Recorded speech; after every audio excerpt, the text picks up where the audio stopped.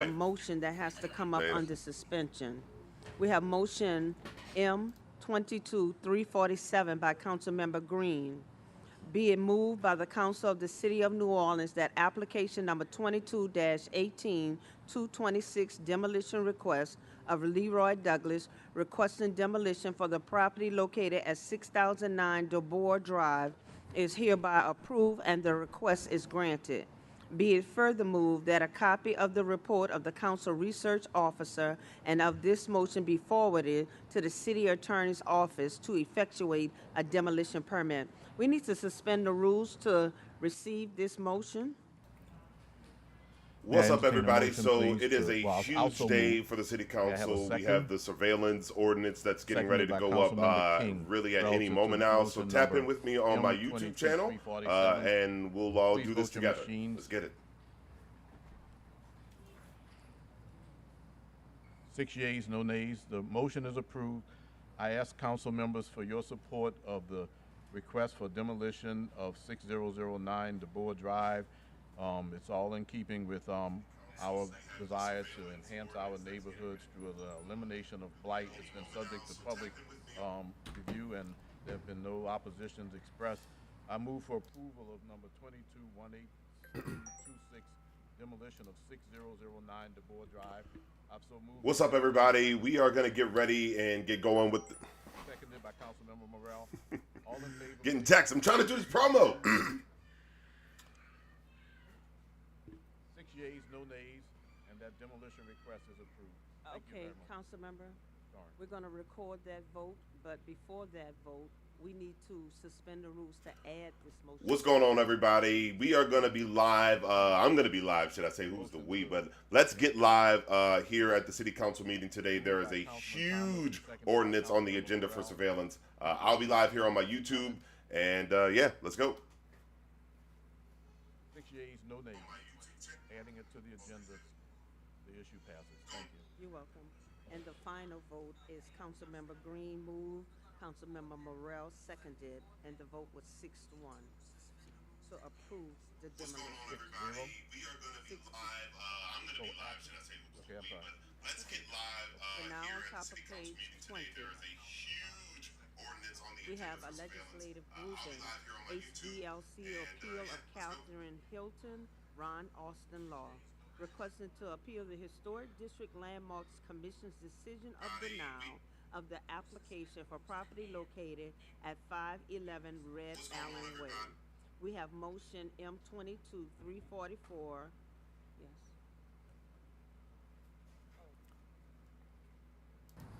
Okay, I'm sorry.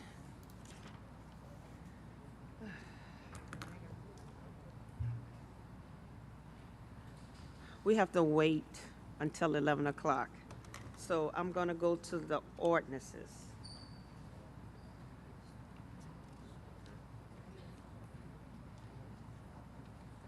Which starts on page 31.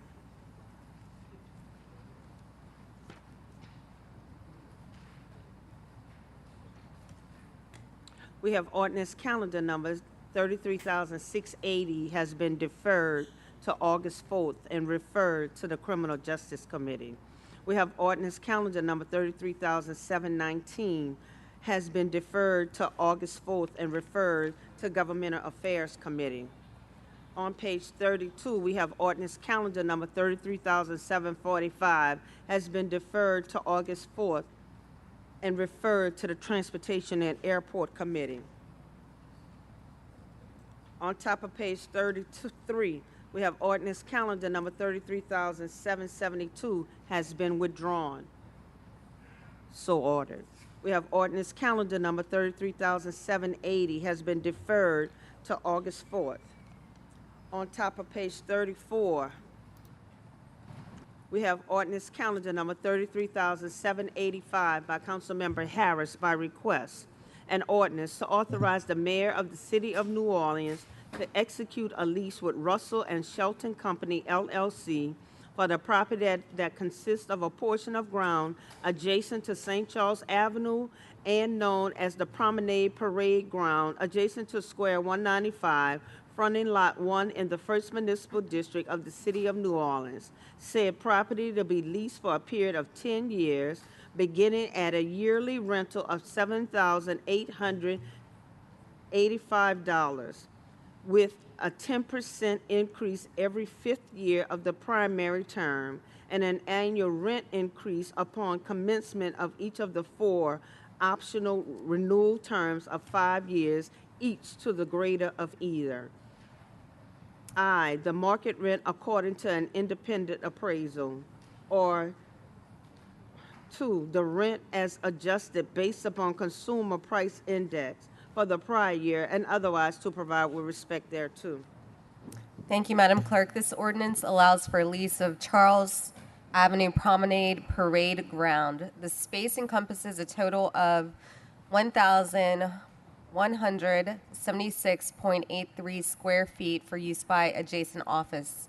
The request was reviewed by the Planning Advisory Committee on 4/21/21, and the technical review determined that there were no objections to the encroachment. Are there any comments from the dais? We have one public comment by Mr. Burnside.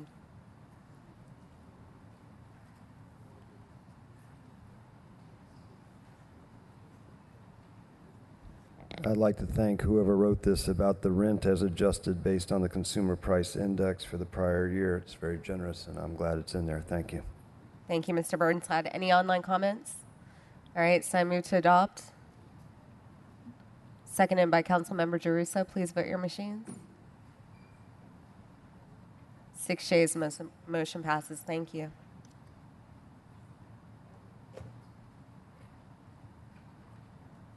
At the bottom of the page, ordinance calendar number 33,786 has been withdrawn.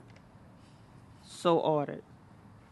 On top of page 35, ordinance calendar number 33,805 has been deferred to August the 4th and referred to the Budget Committee. At the bottom of the page, ordinance calendar number 33,806 has been withdrawn. On top of page 36, ordinance calendar number 33,807 by Council Members Morrell, Moreno, Giarrusso, Harris, King, Green, and Thomas. An ordinance to establish the New Orleans Recreation and Cultural Fund as Division 49 of Article 3 and Section 70 of the Code of the City of New Orleans, to ordain Section 70-415.312 through 70-415.316 of the Code of the City of New Orleans within said division, and otherwise to provide with respect thereto. Councilmember Morrell. Top of page 36.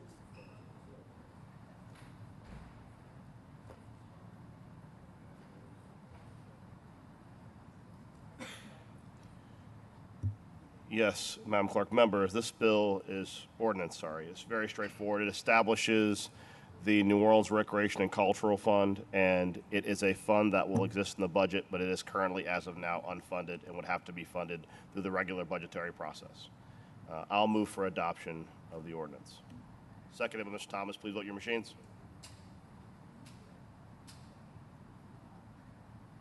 Six yeas, no nays. The ordinance is adopted. Thank you. Motion line over M22-305 has been withdrawn. So ordered. On top of page 37, we have motion M22-325 by Council Members Giarrusso, Moreno, Morrell, Green, and Thomas, approving the amendment to the classified pay plan, special rate of pay, automotive retention pay as adopted by the Civil Service Commission at its meeting of March 11, 2022, to be effective July 24, 2022, in accordance with Article 10, Section 10 of the Constitution of Louisiana. Thank you, Madam Clerk. Members, these were all the motions we discussed but did not vote on at the last Budget Committee meeting. You'll see that they are for automotive retention pay, EMS, JJIC, police retention pay, EMS, and firefighter.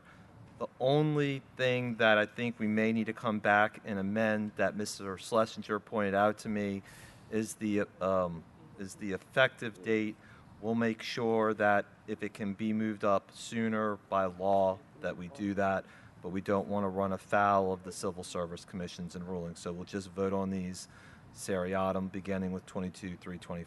So I'll move for approval. Second by Councilmember Harris. 6 yeas, no nays.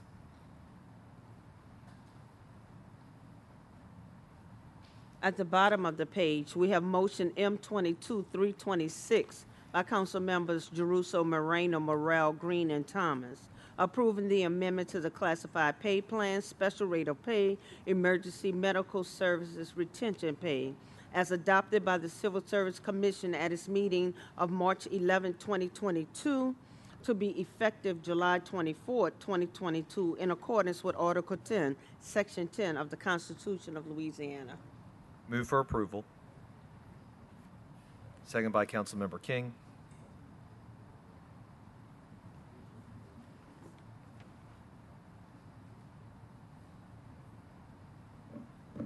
Waiting on one more. 6 yeas, no nays. On the top of page 38,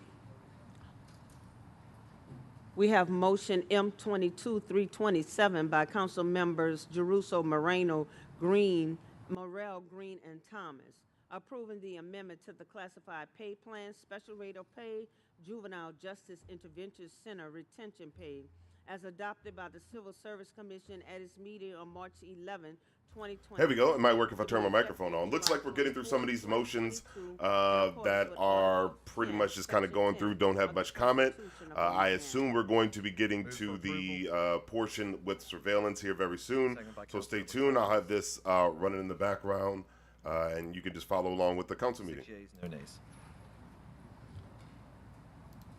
At the bottom of the page, we have motion M22-328 by Council Members Jeruso, Moreno, Morrell, Green, and Thomas, approving the amendment to the classified pay plan, special rate of pay, police retention pay, as adopted by the Civil Service Commission at its meeting on March 11, 2022, to be effective July 24, 2022, in accordance with Article 10, Section 10 of the Constitution of Louisiana. Thank you, Madam Clerk.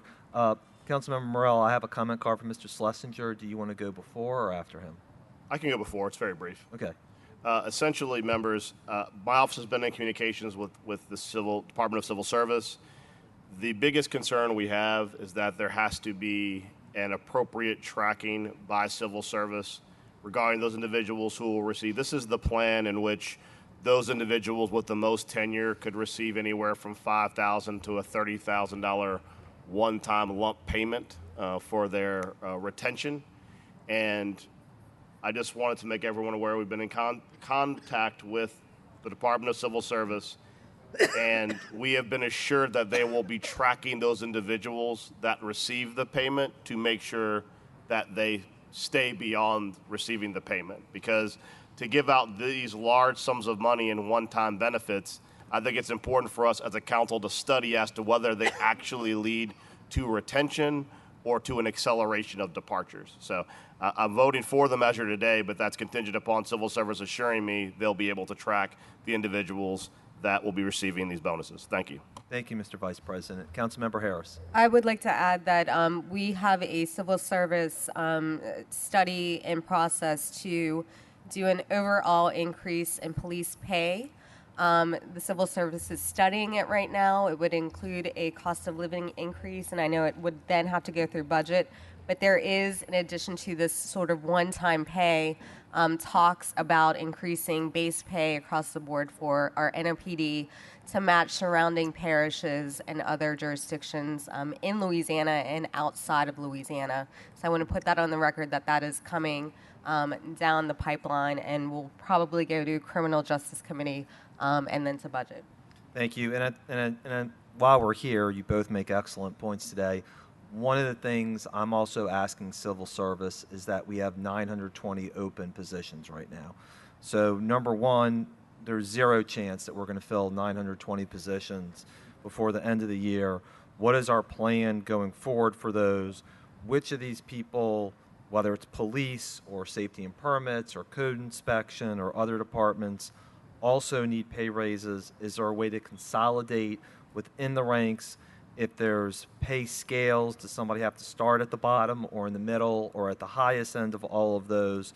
So I think all of these questions that we're all asking are related. And my finding has been what typically All right, y'all. I happens just with want to kind of departments catch you is up. If you're they joining in, consider it civil service. right now what they are Civil service, discussing once you is think it's go a back to motion them, it says that's 29 what it is. number Make it's sure number that we're all 29 on the same motion page number and have M22-328, and this was put forth by Council any other Member member have a Jeruso, comment Moreno, before we Morel, get to Green, public and Thomas. It's an amendment to the Seeing none, Mr. classified Schlesinger? pay plan Claude? special rate of pay, and this is specifically for police retention. All right, I'm gonna bump them The out of actual order and go to the other ordinance says, comments as I have. adopted by the Civil Service Officer Walton, Commission, if you wouldn't mind in tapping its meeting of March 11th of Reverend Johnson? 2022 to be effective July 24th, 2022 in accordance to Article X, Section 10 of the Constitution of Louisiana. So that's what they are discussing right now. And I made your point already about the effective date, if it can be changed. Yeah, no, we're in favor of it, but all of the amendments that were passed, the civil service rule, everything was for the March implementation, and that was what was discussed in the city council budget meeting with the CEO, with Gilbert Montano here. So it is our understanding, and that's what we supported, was the March implementation date for the effective date of the pay. Yeah, well, like I said, I mean, it says in the motions that it's effective as of July 24th, 2022, and then the whereases have either 1 year after the passage of the amendment to the plan or after the employee reaches 1 year tenure, whichever is later. And if there is a legal way to move it up to March as opposed to July, I think. Well, we all- believe the original intent, the way it was worded originally, was for March. Right, but we So want to. somehow that got changed, and want to see, and maybe Ms. Curran can opine as to whether or not an amendment is even proper today to correct it legally. I don't know. Mr. Schlesinger, I think it's really hard to ask us as we're on the dais to file an amendment on something like this. I mean, in all candor, the motion didn't change from the budget committee until we got here today, and we discussed it robustly at committee. What I'm saying to you is, and Councilmember Morel has already said this, we are going to be watching this, and you have our commitment. And I know that you've raised the issue today. Mr. Swenzik and Ms. Curran are on notice.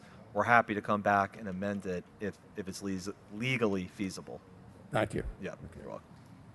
Thank you all for supporting police. Thank you.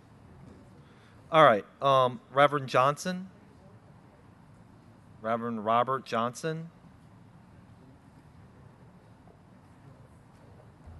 Excuse me, could that be Jemison, sir? I'm sorry, I'm having trouble with the handwriting, but that's it. Sorry. Okay.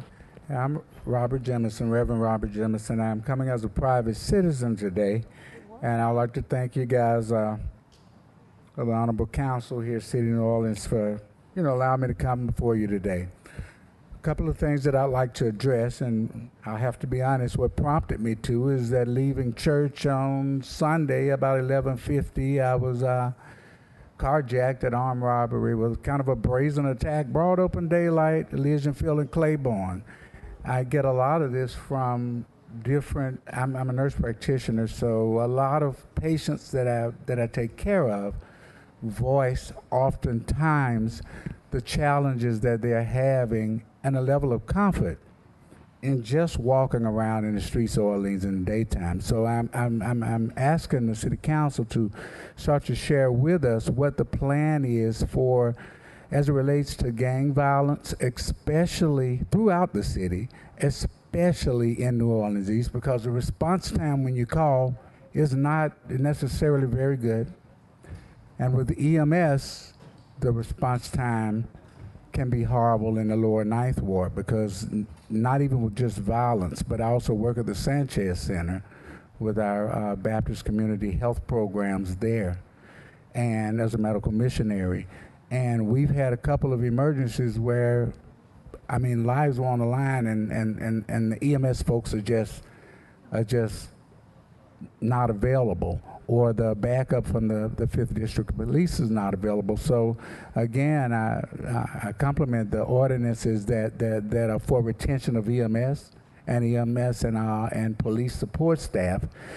But I'd also ask to know if there's any particular gang unit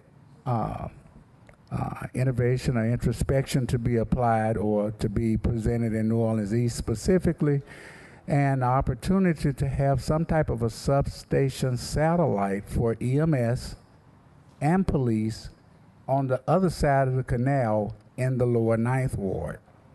And the fire department is not responding necessarily along with EMS. There's a breakdown in communication between the two. I've talked to some administrative folks or managerial folks on the side of the fire department and maybe even EMS, and the calls from 911 are not always dispatched simultaneously. So while we're waiting for EMS, the fire department can offer us some support with their AEDs and supplemental oxygen and their level of training, but they don't necessarily respond because they don't always get the EMS calls. So I don't want to take up all the time of you guys, of the council. I thank you for allowing me to speak with you today. And I would like, if you would get with my honorable Councilman Oliver Thomas, so that he can share information back with me as it relates to the Sanchez Center and the needs we have over there, as well as a request for a specific gang unit activation for New Orleans East. We're also doing prayer walks through the community with Christian Unity Baptist Reverend Church. Jameson, Okay? thank you. Thank you. Thank you very much. Councilmember Thomas. Yeah, first of all, thank you, Rev. I know we met before. I wish we would have talked about these issues, or maybe they happened afterwards. But fire department is supposed to be the first responder. If they're not, we'll talk to the Chief Nelson, and find out why, because I know there's a firehouse right next to Sanchez Center, and Captain Nolan has been to, I think the last 3 or 4 meetings that we've had down there. We'll reach out to her to find out if there's issue with response time, as well as some of the stuff that's going on down there. The police department, the state police, as well as a special unit, if you read the articles a few weeks ago, are now operating in New Orleans East, targeting some of those areas. So if you know about stuff happening specifically in certain hotspots, I'll be glad to share that information with them and those task force as to where it's happening. And thank you. And sorry about what happened to you, man. Thank you, Councilmember Thomas. And Mr. Schlesinger, Adam Swenzig made an excellent point to me too, which is if we can change by next meeting, we can just have a reconsideration on these motions, amend them to change the effective dates, and do it by August 4th. So we'll look into that and see if we can do it as quickly as possible, and that would be by the next meeting. Thank you. Thank you also, Reverend Jameson. All right, with that, I've moved, seconded by Councilmember Harris.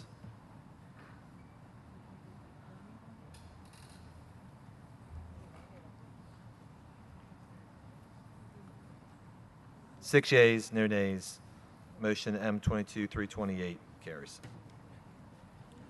We're now on top of page 39. We have motion M22-329. Madam Clerk, it is 11 o'clock. Before we take up the item that's designated for 11, Okay. I'd like to take a moment of personal privilege to allow a very brief presentation by some individual in the audience from Eye on Surveillance and the ACLU. It will be very brief. Looks like things are getting ready to get started with the surveillance conversations. Looks like EOS is getting ready to come up. So tapping live, I believe this is going to be brief, or we're going to hear much more from them later.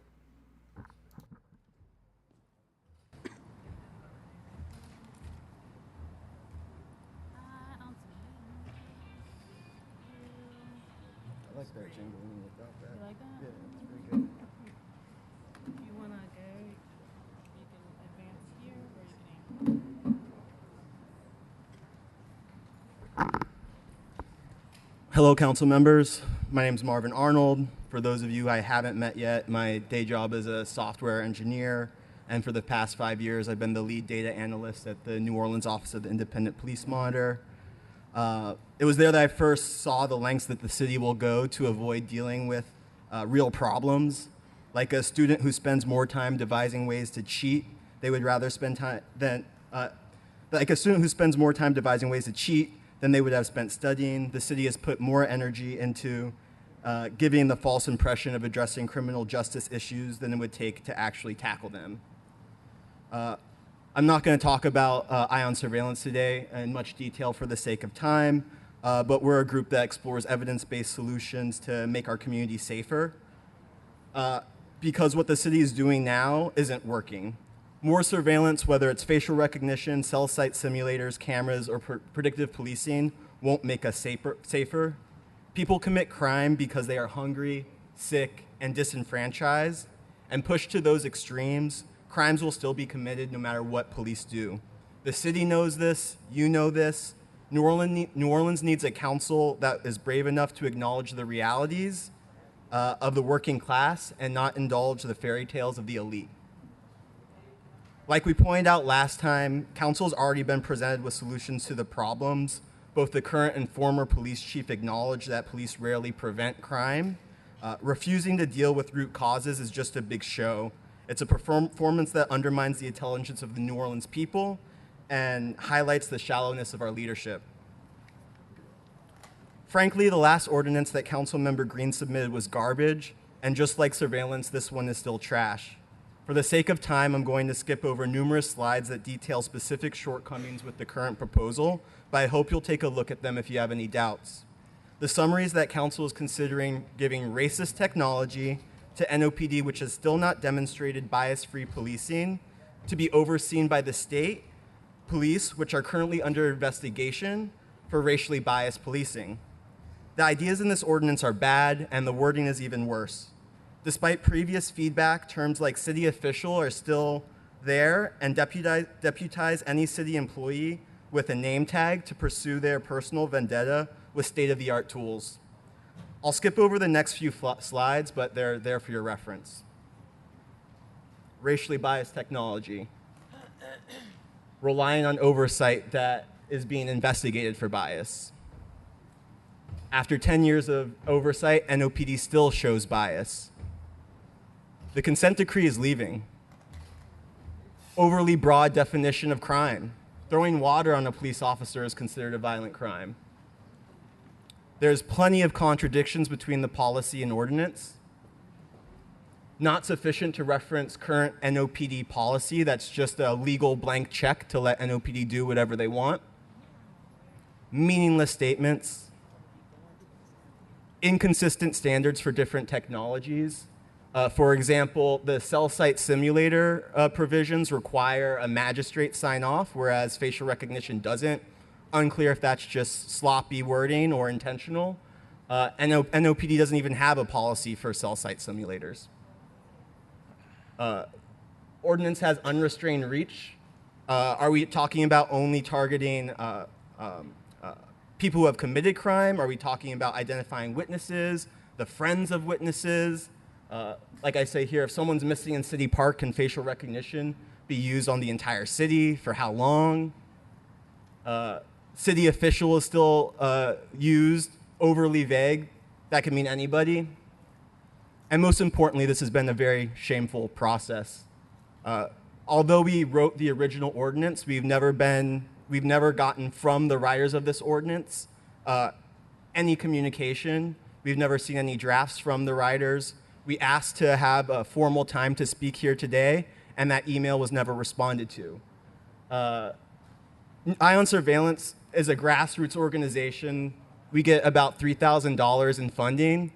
We've been around for years, and after a week of big money flowing in, many council members are starting to change their position.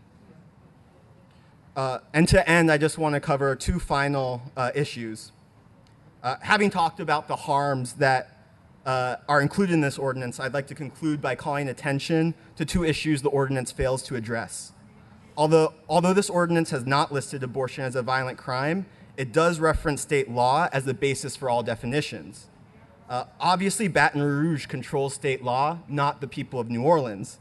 The Louisiana Attorney General has vowed that the state will enforce any abortion restrictions that are on the books. Whether or not NOPD intends to arrest for these crimes, increased surveillance would mean that data is being collected and may be shared with the state or LSP. The authors of this ordinance also declined to include drunk driving as a violent crime. Although I'm not really arguing that we need to increase the scope of this embarrassing piece of legislation, it's worth pointing out that data shows that drunk driving is one crime that NOPD can actually influence through tougher enforcement. The fact that it wasn't included further highlights the lack of intention the authors have in actually addressing root issues. I also raise this because drunk driving is something very, very personal to me. 3 years ago, my girlfriend and her friend were killed by a drunk driver. Their brutal death was captured on city surveillance cameras. The footage undoubtedly made the case against their killer open and shut. The man pled guilty and got a hefty sentence. That's justice, right? Well, let me tell you, I've never woken up in the morning and thought, thank God for those cameras. Her family and the victims must still navigate a grueling legal process. I've experienced pain deeper than I've ever felt in my life. And most importantly, 2 beautiful lives are gone. Surveillance does not keep us safe. Cameras aren't going to prevent another person from dying. Failing to address the root causes of drunk driving and other violent crimes will only lead to more victims, more widows, more orphans, more murders, more rapes. As I stare ahead today, I see young, diverse, capable, and gifted council. But what do you stand for? How much did your vote cost? As this council has recently sought to right the wrongs of past generations, like the hate crime committed at the upstairs lounge, I wonder, will your grandchildren remember you as courageous leaders or apologize for the harms that you've caused today? Thank you.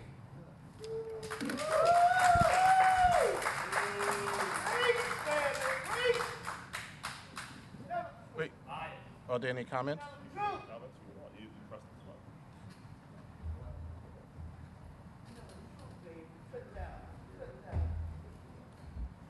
Thank you very much for that presentation.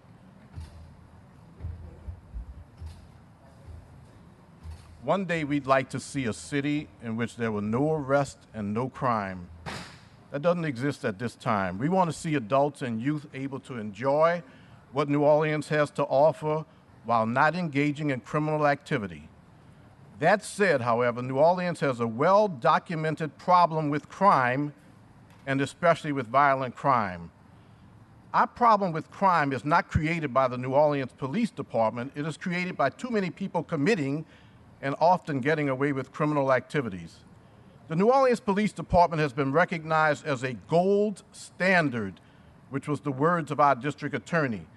Police departments from throughout the country look at the city of New Orleans in terms of the training and in terms of the operations and determine that our police department serves as a standard for the rest of the country. In 2020, an ordinance was created and passed by the City Council which limited NOPD access to certain technologies. But it is important, especially to those who say that they co-authored the legislation, that it did not ban the use of the technologies. That word has never been used by me because the ordinance, as in 2020 passed, allows for the use of surveillance technology by any city official as long as it's not generated by the city with the knowledge of, or the official doesn't request the technology. Despite the fact that city officials were not able to request the technology, city officials could use the technology. That's a very important distinction because of what I and the co-authors and the administration are asking today. Today's ordinance simply proposes to loosen those restrictions on the ability of the NOPD to request the use of such technology. The proposed amendment will only allow for properly trained NOPD officers to request the technology. The amendment also provides additional safeguards that weren't in the 2020 ordinance, that the technology cannot be used as probable cause for arrest. Let's look back since 2020 when the legislation was passed, because much has changed since then.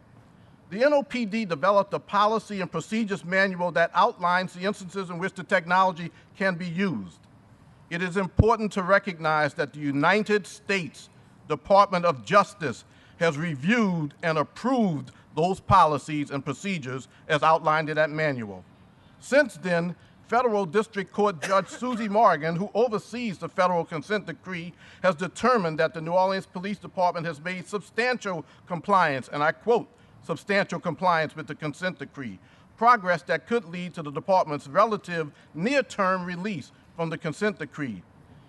Also, if passed today, this amendment to an existing ordinance will be monitored and regulated to prevent abuses. Maybe in the country, no police department has as much oversight as the New Orleans Police Department through the consent decree that has existed for the last decade. It's important to recognize and we not allow any falsehoods to be incorporated into this discussion today. Nothing in this amendment expands the NOPD's or any other agency's budget to allow for the purchase of new equipment. That's what I heard at the Criminal Justice Committee. No money is being spent to expand police surveillance of citizens. It's also important to recognize that we do have a real-time crime camera center here. That policy prohibits the use of facial recognition technology. Nothing in this amendment allows for the use of such technology by the RTCC, the Real-Time Crime Camera Center. Every jurisdiction in the area allows for the use of facial recognition and other such technology. The FBI, the U.S. Marshals, the state police, which are engaged in patrols in our city at this time, and other parishes or cities. Regarding cell site simulators, it's important to recognize the terms of this amendment. It provides an exception for cell site simulators to be used only to locate a wanted individual for a specific crime of violence after the use has been validated through a valid search warrant. Who would not want that? Cell site simulators are not to be used as part of an investigation, as an arrest warrant must have already been issued.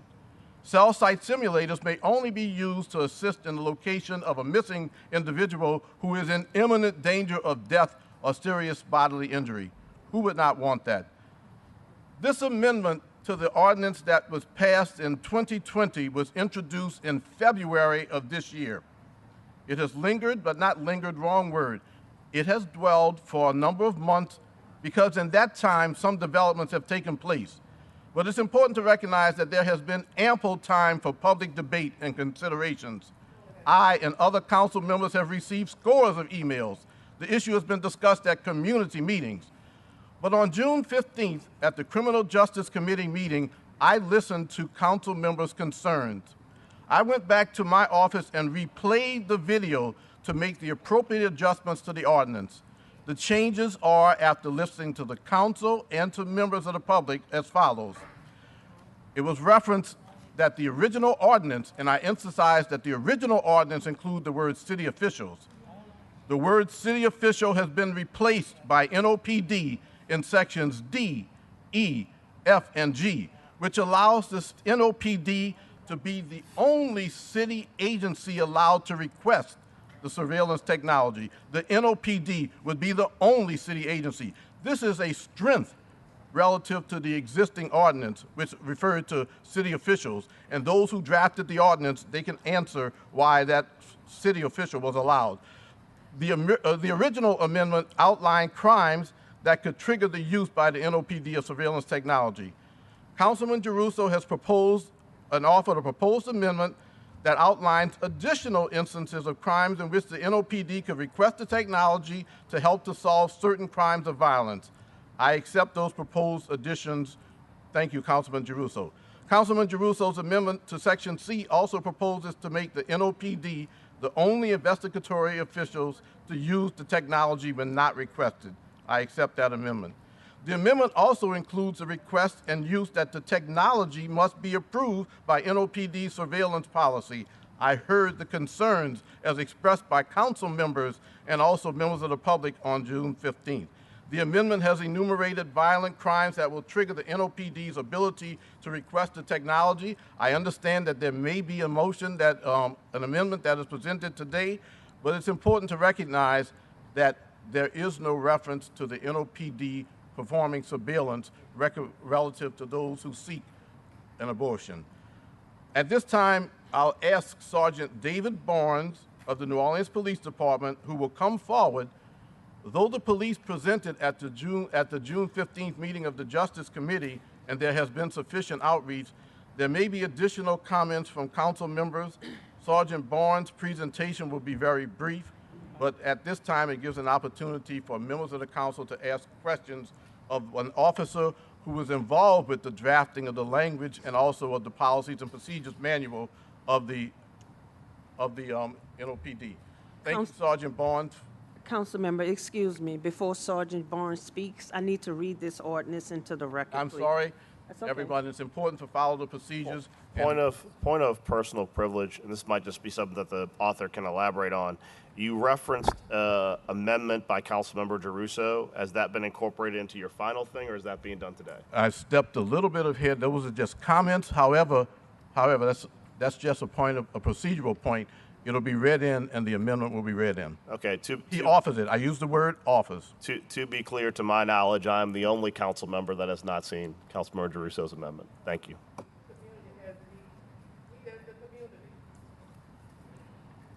To be clear, that happens often on the city council level, especially when amendments are introduced from the floor. To be clear, when you guys talk about process, that's a point of order. Thank you. A point of personal privilege is the order, when you question the order of how the process is going, all right? Just so we keep the rules clean. Thank you. Sergeant Barnes, thank you for being here today. I don't know if you Councilmember, want- I still need to read it into the record. I'm looking at him, I'm seeing him, I'm anxious to give him the opportunity, but I understand that it has to be read in. It has to be read in. We're on page 36, ordinance calendar number 33,808 by council members Green, King, and Thomas by request. An ordinance to amend and reordain section 147-2 of the Code of the City of New Orleans regulations pertaining to the city's use of surveillance technology and otherwise to provide with respect thereto.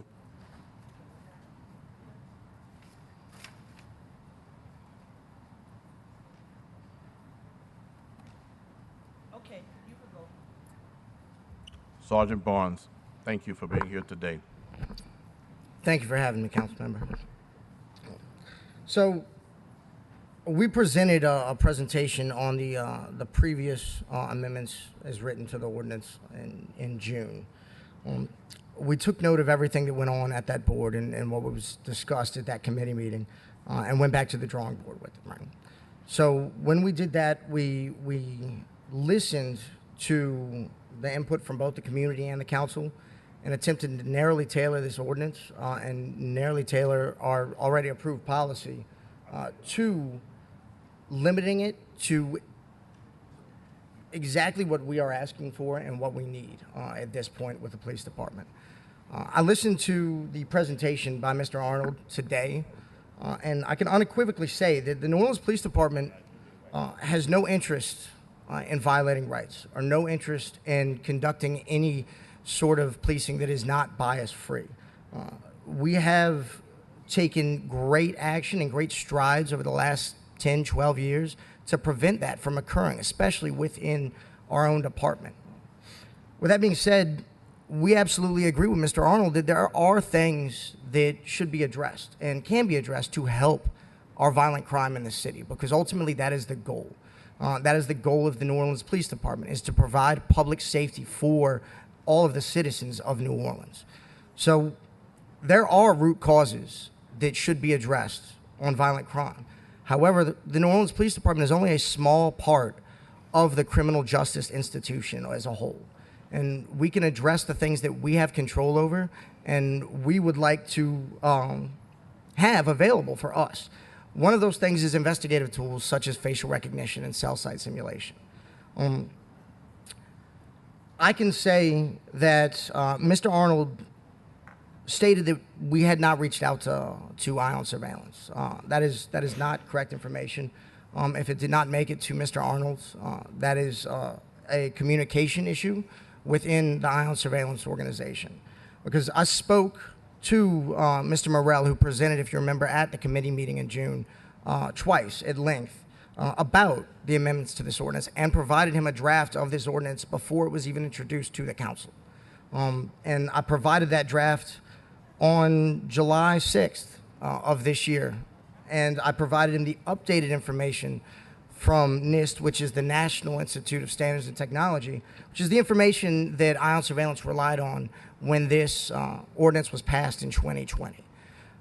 That information has been updated regularly, and the information I provided in June was actually provided from NIST in June, whereas the information that has been relied upon is the most relevant information at the time was from 2019. I can tell you that the technology in this has made great strides since.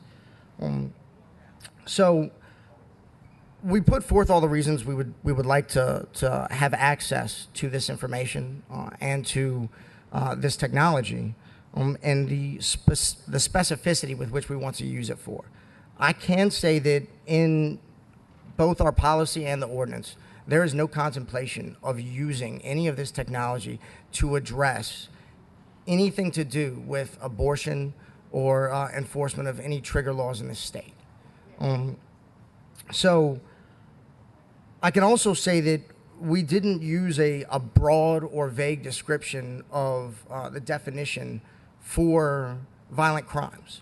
And we took that into account, I believe, at Councilmember Morell's suggestion at the committee hearing, and referenced specifically Louisiana Revised Statute 14.2, which provides the definitions. But we took it a step further and took out the majority of the definitions in which someone has already been identified or relate to infanticide or abortion or any of those, so that there's actually a list in the amendment of specific crimes that this information or this technology would be utilized for. So I'd like to bring those points up, and with that, I'm here to answer any questions that any of you have or the community may have regarding the Councilmember policy Morrell. ordinance. Thank you, Councilmember Green. I guess towards your last statement, I guess, and this might be a fundamental disagreement on how the state legislative process works, you do understand that any criminal statute at the state level, even if you cited specifically, the basis for that criminal statute inside of that statute can be changed by the legislature at any given point. Yes, sir. So, for example, the legislature could very well redefine any of these statutes. For example, we can just go through them. They could say that first or second degree murder includes the murder of an unborn child. That is correct, correct? Yes, sir. They could say manslaughter is when you drive someone to an abortion clinic to have an abortion. That's correct, correct? To my understanding, the legislature... Aggravated battery could be defending that if you defend someone who's trying to enter a doctor's office to get an abortion, that could become aggravated battery at the legislative level. By the state legislature, yes, that's correct. So my understanding of it. Right, and so I guess one of the challenges that I think I have as a former legislator, especially as we sit here today discussing this issue, our illustrative Attorney General is going to Baton Rouge to defund all the bonds from New Orleans because we will not concede to his position on women's rights. And considering the history of the state, what we've seen at the Bond Commission, for example, on gun control, what we're seeing right now, I think that it is more than plausible that there will likely be an effort during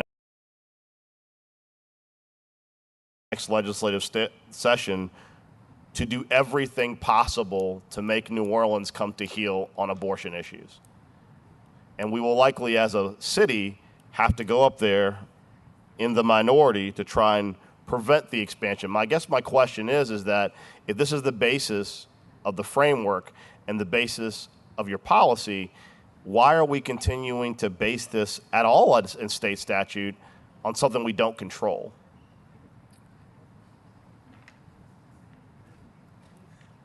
So I'll tell you the basis for the state statute was from the rewrite after the June 15th or the June 14th meeting, 15th meeting was at your suggestion on RS 14.2. We attempted in the rewrite to narrowly tailor it.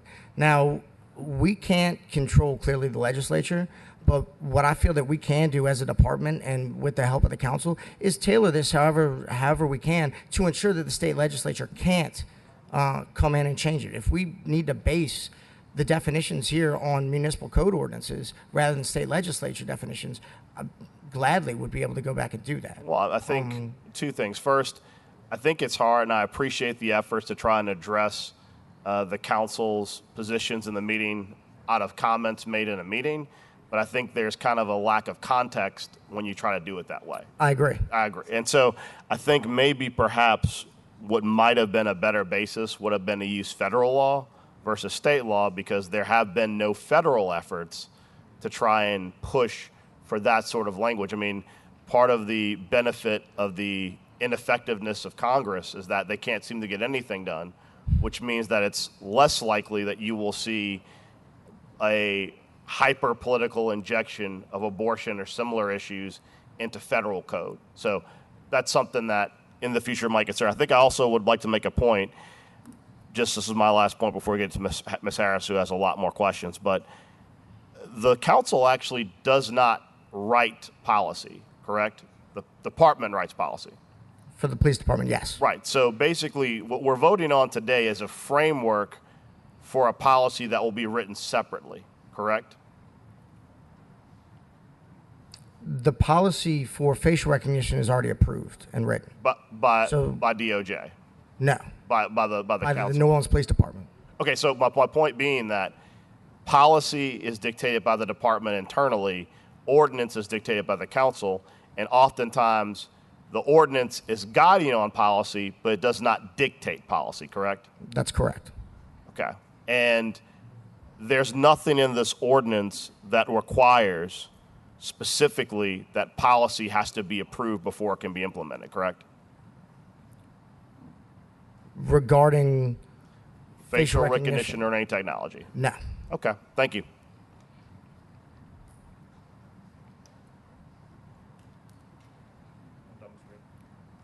Oh, Councilmember.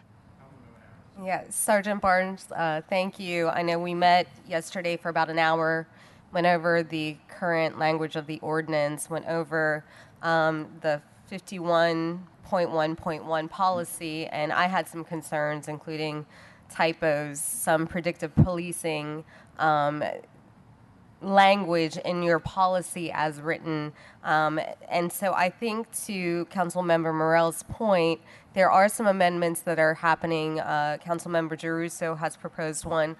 We have proposed, Morell Moreno and I have proposed an amendment that would specifically exclude using facial recognition technology for abortion of any sort for consensual sex among adults, because as we know, A.G. Landry and other members of our state legislature are trying to ban gay marriage and gay sex. And so this, to me, as written, is overbroad. So my intent in amending the policy is to exclude those two things from use of facial recognition. So again, to Councilmember Morell's point, if that amendment is accepted and passed, you're going to have to change this policy. You understand that? Yes, ma'am. And we also have, and we talked about this yesterday, Sergeant Barnes, we also have a provision in here that if amended and adopted by this council, that you will then change the policy, go to DOJ for reapproval of it, and then it would go forward, right? That's what we discussed. Yes, ma'am. Okay. I want you to talk about, and apologies to my fellow council members, but I'm going to be here for a minute. I want you to talk about what the NOPD currently uses for surveillance. So we have the NOPD cameras, correct? So NOPD doesn't have any mounted cameras. That's all done through the Real-Time Crime Center. So the Real-Time Crime Center that NOPD has access to the footage. Yes, ma'am. So there are cameras that the Real-Time Crime Center has that NOPD uses footage to solve crimes or take a lead. Is that correct? Yes, ma'am. You also have private cameras that citizens have that are either attached to the Real-Time Crime Center or private citizens turn over that footage when a crime happens. Is that correct? The request, and that's up to the citizens themselves, but yes, we do have the capabilities with any surveillance system on a house to ask that citizen if we can have a copy of that footage. And I asked this last time, how many Real-Time Crime Center cameras are out there? That would be a question that would have to be answered by the Real-Time Crime Center. I can't. How many private cameras are out there? That would be another question that I think would have to be answered by either Project SafeCam or Project NOLA. NOPD also has access to license plate readers. We just heard that in the French Quarter presentation this morning. Is that correct? I believe so. All right, so we have cameras, we have license plate readers, we also have manpower, right? We also have stakeouts that y'all do. I believe we have the capability to conduct stakeouts and surveillance. And if you had more manpower, if we could improve recruitment and retention, you could do physical stakeouts of criminals. Is that correct? If we had more manpower, absolutely, yes. Right, okay. We also know, I know from talking to some of the captains that y'all use social media, for example, to apprehend subjects. Is that correct? I wouldn't say apprehend, but definitely to assist in investigation. To assist in investigation, all right. And then we also have, for example, Crime Stopper. Yes, Crime Stopper information and tips. So you have all of these tools in your tool belt, correct? There are several tools in the tool belt, yes, ma'am. Okay, so walk me through facial recognition and the surveillance technology. I asked you this yesterday, and I want you to be very clear so the public hears exactly what it is. Okay, when you say walk me through, let me just to clarify so I don't get it wrong. Are you talking about the process that we're trying to put in place? The process, the use of the fact that you need a full frontal photograph of someone, right? Correct. Okay, so just all right. get into So, it. and I'll go through a little of it in as much detail as I can. Once a crime that fits the criteria, either by the policy or the ordinance, has occurred, an investigator, once they have exhausted all of their investigative tools to be able to identify an individual that is suspected of perpetrating that crime, would have the ability with facial recognition, if that crime or the incident captured a high quality, forward-facing photograph of that individual, whether it was captured on body-worn camera or surveillance footage or through social media or some other form, as a cell phone video that was posted, something like that. The important part of that is the photograph has to be high quality enough and forward-facing so that the software itself it mitigates the risk of a misidentifying that individual. If we have that, the investigator would then be able to put a written request in place to their supervisor. Their supervisor would have to review that written request to ensure that that request contains reasonable suspicion in order to, on an authorized investigation, to generate a lead on that, which would justify the use of the facial recognition technology, that they can't identify this person through other means. That request, once it's approved by a supervisor, is then sent to it's the CIC. It's basically our exchange of information area. It's our intelligence unit, which is our investigative services division. They will review that request and ensure that it is compliant with the ordinance in the chapter. And once they have determined that, they then send it to the Fusion Center. And what is the Fusion Center? So the Louisiana Fusion Center is the designated primary fusion center for the state. And it is a source of information exchange and investigative assistance for not just New Orleans, but any agency within the state of Louisiana. So once there, they will look at that request and determine whether or not that request meets their criteria for using facial recognition. And that's going through what we've outlined in the policy of if it exists with reasonable suspicion to actually conduct that investigation, if it is a high quality enough forward-facing photo, if it meets their criteria, they will then place it into their computer system that will come back with a list of 100 matches. Once they get those matches back, a human reviewer sits down and goes through all of the matches and determines on whether or not there is a possible match from the computer system. And I'll note that when the computer system comes back, it comes back with those matches ranked in the probability order, of the highest probability being the first one to the lowest probability being the last one. The determination made on whether there is a match or there's not a match is then peer reviewed by a second human reviewer at the Fusion Center. If they can't agree, they will not recommend a match. So they will send back information that they have not received a match. If they can agree, they will send back information to our intelligence division, which is the investigative services division, that a match has been made with the information of that individual. Just the demographic and identifying information of that individual. That information from the Fusion Center is then forwarded by our investigative services division back to the original requester. And I'll add, I'm sorry, but when that information, it's spelled out from the Fusion Center and in our policy on the paperwork that requested and everywhere, that it is not probable cause and does not establish enough information to able to obtain either a search warrant or an arrest warrant for that individual. The database that is used, tell me where these photographs are coming from. So the photographs that are used, it's an APHIS database that the Fusion Center uses. And it consists of individuals with a criminal history check that have mugshots in the system. It consists of if you've ever had to be fingerprinted and had your photograph taken for a security clearance. I'll give you an example that we used yesterday when we spoke. TSA PreCheck. Now, TSA PreCheck is a much wider database. This is only for Louisiana. It doesn't extend to a federal database. It stays within the bounds of the state. So mugshots and photographs used for security clearance like TSA PreCheck. Yeah, or TWIC cards, things like that. Okay. I asked you this yesterday. At one point, NOPD used this facial recognition technology, correct? Yes, to my knowledge, we have used it in the past. And then in 2000, the prior city council banned it. Yes, ma'am. How often did the use of that facial recognition technology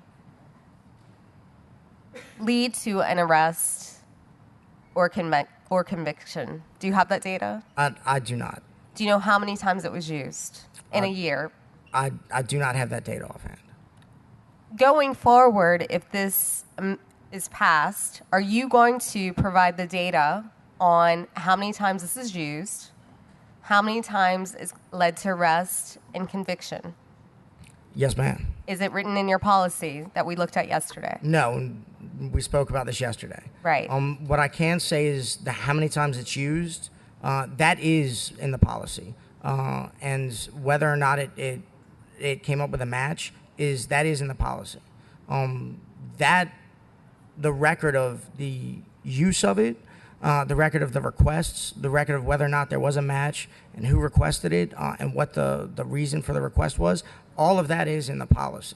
So, and just to go back, in a year's period of time, you can't tell me if this was used, and this is pre-2000, 100 times, 500 times, 1,000 times. You have no idea? No, ma'am.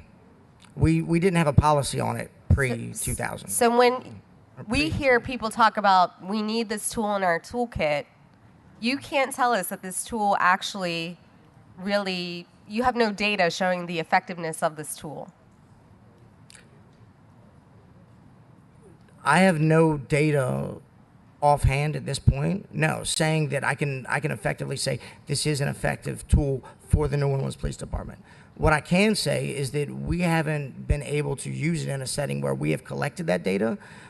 Obtaining that data would require us to go back through years of of like physically go through years of case files Right. and find out which cases utilized it in a method that led to a successful apprehension. But this is my point, Sergeant, and I'm just going to be blunt. We keep hearing NOP needs this. This is the tool. This is the silver bullet that is going to stop crime, this facial recognition. But you have no data sitting here today telling me that this actually works, that it leads to arrests, convictions, or clearance. You can't give me that data. I cannot give you that data today, but I also would like to say that the way we use this is not to prevent crime. This is not a predictive policing or preventative tool. This is an investigative tool. And I can say that what we have seen in this city for years, going back decades, is we are the wrongful conviction capital of the world. And one of the things that we seek to increase with the New Orleans Police Department is the quality and the thoroughness of our investigations. And when you have a good, thorough, high-quality investigation, one of the things it does do is reduce recidivism. So it gives us another tool that we can use to help prevent criminals that we have put away from being placed back out onto the street. But you could also use surveillance to monitor those criminals that have, listen, I'm just going to be blunt. We get emails all the time from citizens, especially in District B, where they're like, there's a drug house over here. We know there's a drug house. And we're like, can you go survey that? So how is facial recognition going to help with that drug house over there? So what I can say is what we have put the policy in effect for, and what we are asking for here is to be able to use facial recognition on cases that otherwise we may have been able to solve. And it's not necessarily for drug cases. We're not trying to identify drug dealers with facial recognition. We're trying to identify murderers and serial killers or serial rapists. So, and I can say that I've personally investigated cases where facial recognition would have helped us identify a serial rapist before they went out and committed another rape. And that's what we seek to be able to use.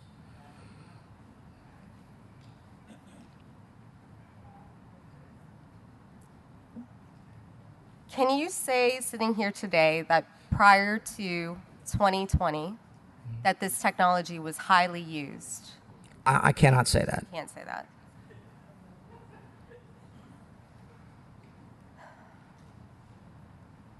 Talk to me about data retention.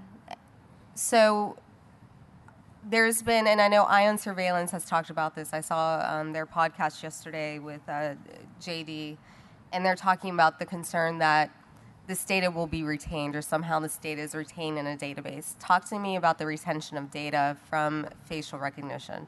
So any data from facial recognition is not retained in a database by us. So it is provided to the investigator and kept with that case file for prosecution purposes or investigative purposes. We don't maintain and will not maintain a database of individuals that we have identified through that. I can say that in our policy, it requires an annual purging and an annual audit of any intelligence files that we would keep like that. There's also, and Councilmember Morrell, I'm sure is familiar, there are certain state regulations that require us to maintain certain data or purge certain data within certain years of time frames. So under what's before us today, unamended, would you need a warrant to use this facial recognition technology? Under the policy or the order? Well, neither. Either one. There's nothing that would require us to have a warrant to use facial recognition. And I'll say that because facial recognition does not establish probable cause. Facial recognition cannot be used to obtain a warrant for a search or an arrest. It's only an investigative lead that gives us the ability to further that investigation and determine if that individual is even a viable suspect. Is there anything in your policy or this ordinance that requires review or some sort of declaration that you have no other means of investigation, that only use of through facial recognition can you continue your investigation of a crime that's already been committed? So I can say that that is part of both the fusion center's policy, that there is no other identifying information. I think we spoke about that at the committee hearing. And then it's also part of our policy. And on the paperwork, they have to be able to explain why they are using facial recognition. They have to outline the reasons for it. And that has to be reviewed and approved by not only a supervisor, but our investigative services division to make sure that it meets the standards. We talked about your policy yesterday, and part of this talks about trained NOPD officers who are trained in facial recognition technology. And you said yesterday, currently there are no NOPD officers that are currently trained to use this technology. Is that correct? That's correct. So we are really reliant on the Fusion Center, the state, whoever runs it, to properly run these searches because we have no NOPD officers who can do it themselves. That's correct. I'll cede my time at this point. Thank you, Sergeant. Councilmember Thomas. First of all, thank you. I want to thank my colleagues for these questions. Policy, public policy, municipal laws are intended in terms of that's your framework for governance. At the state level, when they pass House bills and Senate bills, that's what the state will be governed by.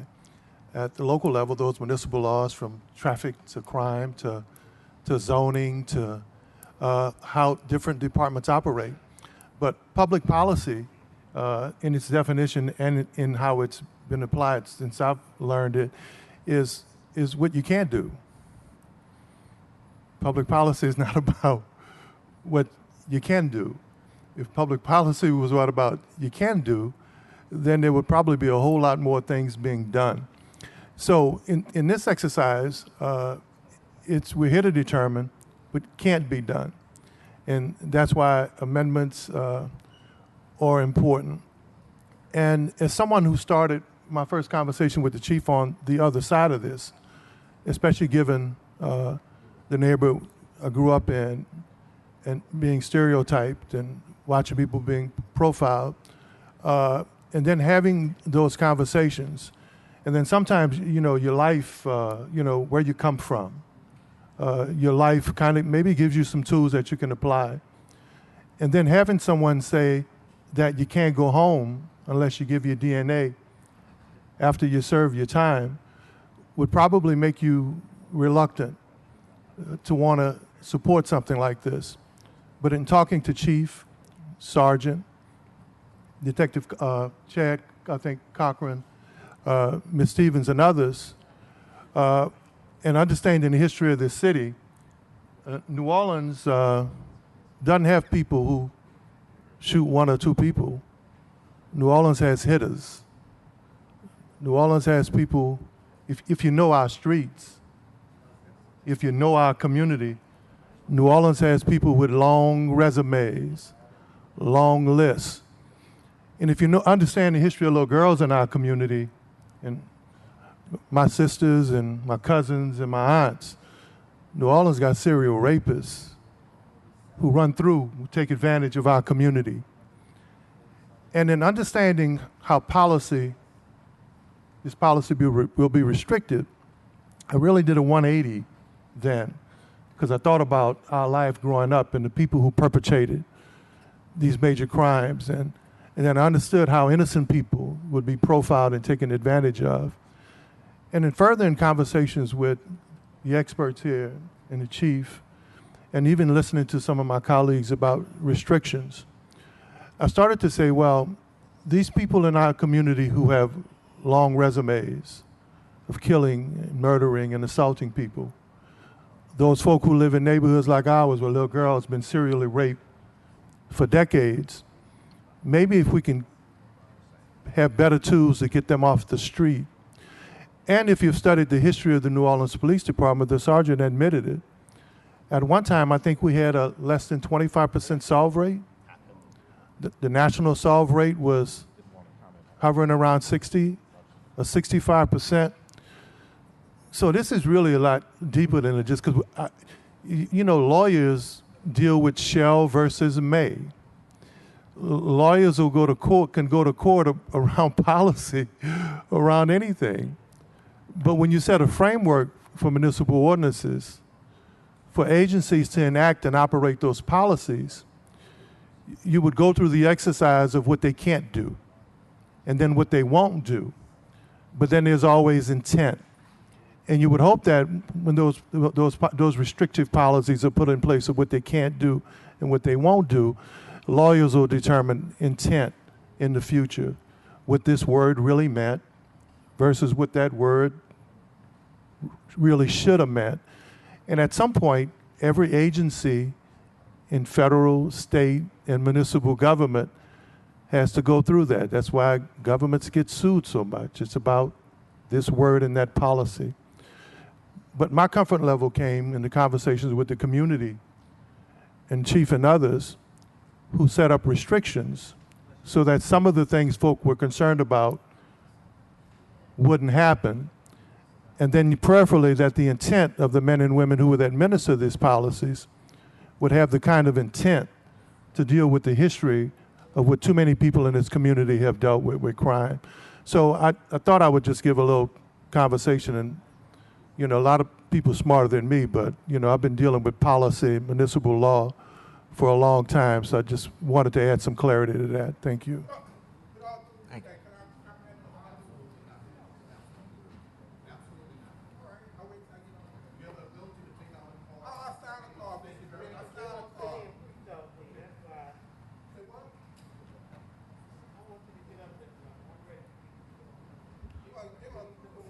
Everyone can take out a card and make the comments according to the way the public is.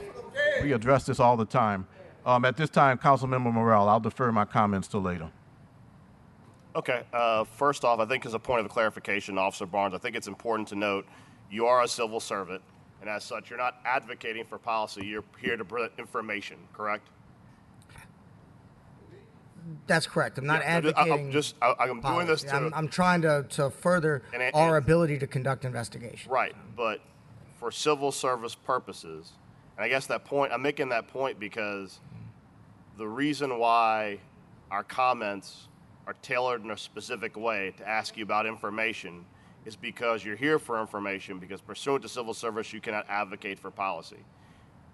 I say that because I would be remiss in not mentioning that I know that there was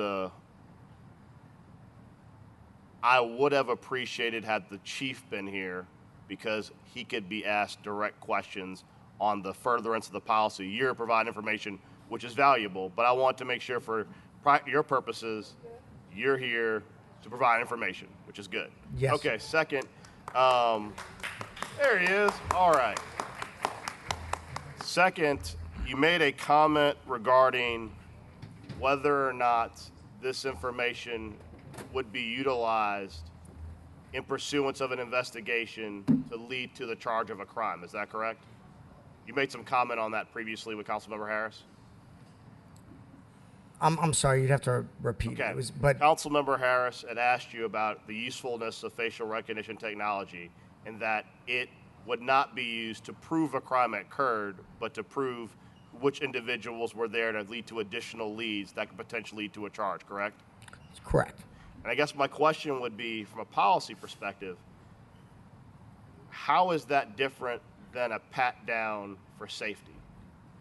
Insofar as every officer, when they engage someone in a conversation, if they have an instance in which they're afraid that that person might be armed, they are constitutionally allowed to do a pat down for safety, correct?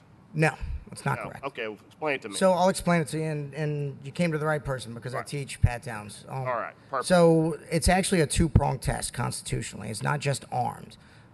In order for an officer to conduct a pat down, they have to have reasonable articulable suspicion that an individual is both armed and dangerous.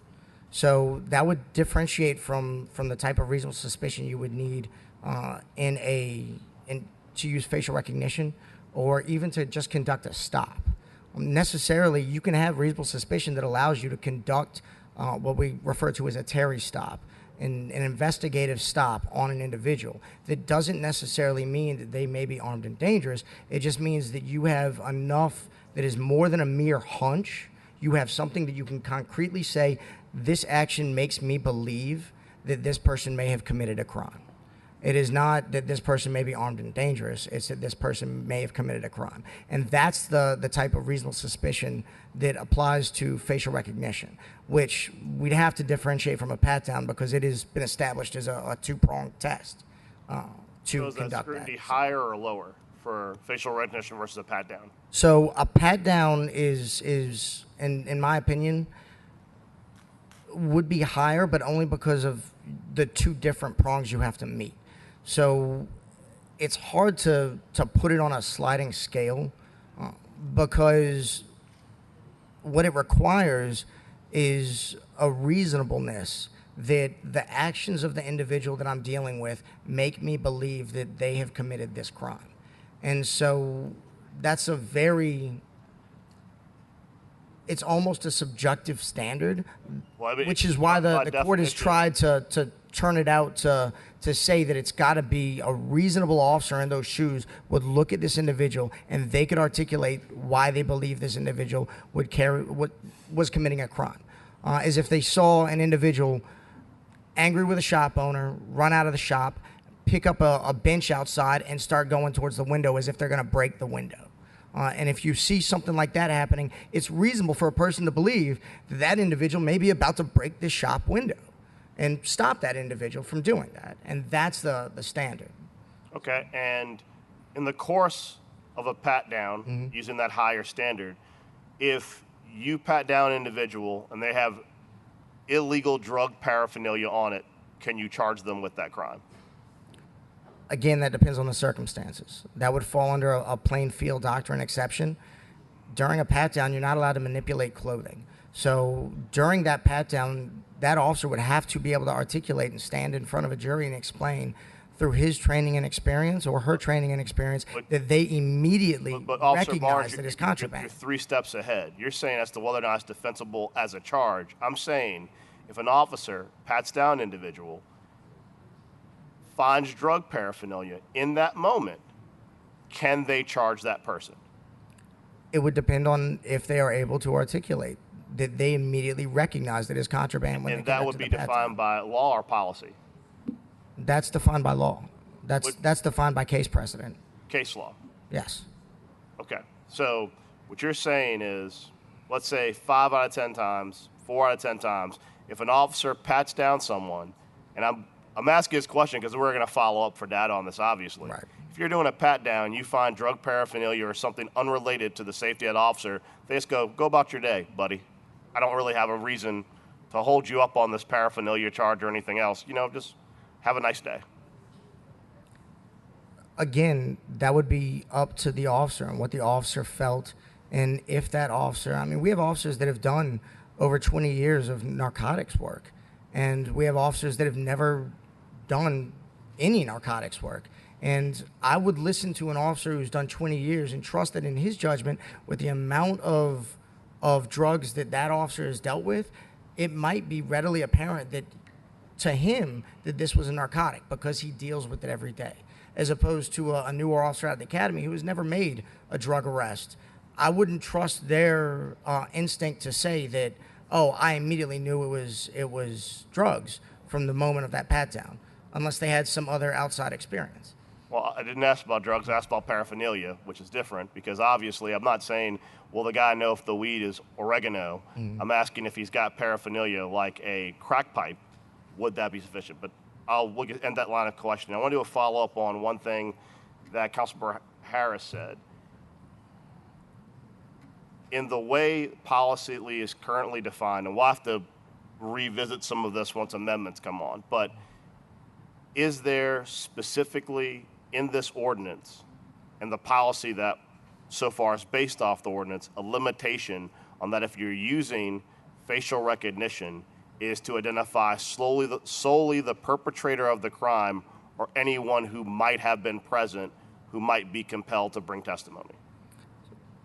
So I believe that the way that it's being tailored right now, I believe it's geared towards the perpetrator of that crime or the suspected perpetrator of that crime. Now, there is contemplation for the use of facial recognition. It has other uses that are beyond the scope of that. And I'll give you an example. We had an officer-involved shooting in which one of our officers was shot and killed. And there was a witness that we could not identify. And through all of our attempts to identify, that witness was able to leave town and never talk to us before they were identified. And had we been able to use something like facial recognition to help identify that, we might have been able to talk to that witness, or at least reach out to them and have them tell us they don't want to talk to us before they fled or before they skipped town. And I appreciate that most egregious example, but wouldn't a similar example be when you had a couple of guys jumping on the police cars during a spin out? Facial recognition can identify any passerby as a potential witness. Under the expanded definition proposed by Mr. Geruso, if you jump on a police car and the officer in the car has a reasonable suspicion or fear of his life, that could be constituted as assault or battery of a police officer, correct? I don't think that I would make that stretch as an investigator, just because I understand that you personally wouldn't make that stretch, but that fact pattern, pattern would meet the criteria under state law, correct? And it has been done previously. It has been done. I'm just being candid. So if it has been done previously, I mean, I personally don't think that it would meet that criteria. But if it has been done, then it has been done. And I can say that our policy prohibits the use for that already. So that's why we tailor it to the crimes of violence specifically. I think that if that were the case, then I would be more than open to seek your assistance in helping tailor the policy so that we can make that happen and prevent that. And I think that's one of the things Councilmember Harris and I spoke about yesterday. I think that's all I have for you, Mr. Marlinstein. I have one quick question for the chief. Councilmember Harris made a point previously about, and maybe you can fill that in, about how facial recognition was previously used before the ban and how it will be used after the ban if this legislation were to pass. If you can give us some insight as to how it was used before your tenure and how it would be used going forward. Yes, so it's to my understanding, and good afternoon, everyone. Thank you for this opportunity. It's to my understanding that prior to my appointment to this position, we as a department has denied usage of this particular tool. Upon my taking over this department and learning of such usage, I admitted that we use this. How often, we do not know. There were no tracking mechanisms in place. There's no way in which we could collect data to say when this was used, how this was used. There's nothing, no policies in place. And that is when we began to have these conversations to do just that. We want to make sure that what we're doing is constitutional. We want to be able to collect this data and be able to state, hey, these are the number of requests that we receive. These are the number of times in which it was denied or approved, and if approved, what was the result of that approval? We want to be transparent in everything that it is that we are doing with this. We have nothing to hide. This is all about adding a tool to the toolbox and using it in a rightful, meaningful, constitutional way to give our detectives the support that is needed to further their investigations. Okay, and just, you know what, I'm going to hold my questions till after the amendments get on, so the bill's in its proper posture. Thank you. Councilmember King. Thank you. Officer, what's your name, officer?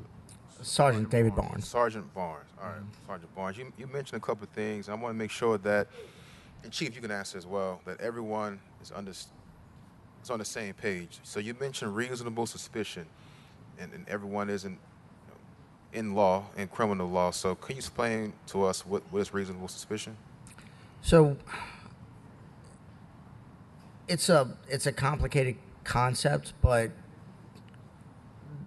reasonable suspicion is the ability to discuss, to actually articulate is what they call it. It's reasonable articulable suspicion that if I see an action or am conducting an investigation in which I learn of something that makes me believe that an individual has, is, or is about to commit a crime, and I gave the example of that is about picking up a chair or a stool and trying to throw it through a window, that gives officers the standard that they would need to conduct an investigatory stop. That's not a standard for arrest. It's a standard to be able to stop and investigate that if that individual was going to throw a chair through the window, or if that individual was involved in criminal activity. I don't want to lose the audience. So basically, reasonable suspicion is an officer thinking a crime is about to be committed. It's more than a mere hunch. So yes, it's thinking, but with the ability to explain why you think that. All right. And enough reasonable suspicion leads to what? If you have enough reasonable suspicion, it can eventually lead to probable cause. All right. So probable cause is what in layman's terms? Probable cause is the standard you need to be able to effect an arrest or conduct a search. All right. So very plainly, because I believe too much misinformation and hysteria has been around this, and too much misinformation has been released. With this facial recognition, if this facial recognition recognizes somebody, is that enough for probable cause? Is that enough to effect an arrest? No, sir. All right. So, if I'm accused, if the facial recognition says that Freddie King is the person that committed XYZ crime, can you or police or Chief Ferguson come to my house and arrest me based solely off of this facial recognition? No, sir. Would you need more things to affect an arrest? Yes, sir. So this is just one of many things needed to get. This is one of many things to have reasonable suspicion to equal probable cause. Yes, sir. All right. So I think that's very important, because a lot of people make it seem like you can run my name and get my picture and say, hey, the computer says it's Freddie King. This surveillance, this technology says it's Freddie King. Let's go arrest him. And that's absolutely not true. Is that correct? That's absolutely not true. That's correct. All right.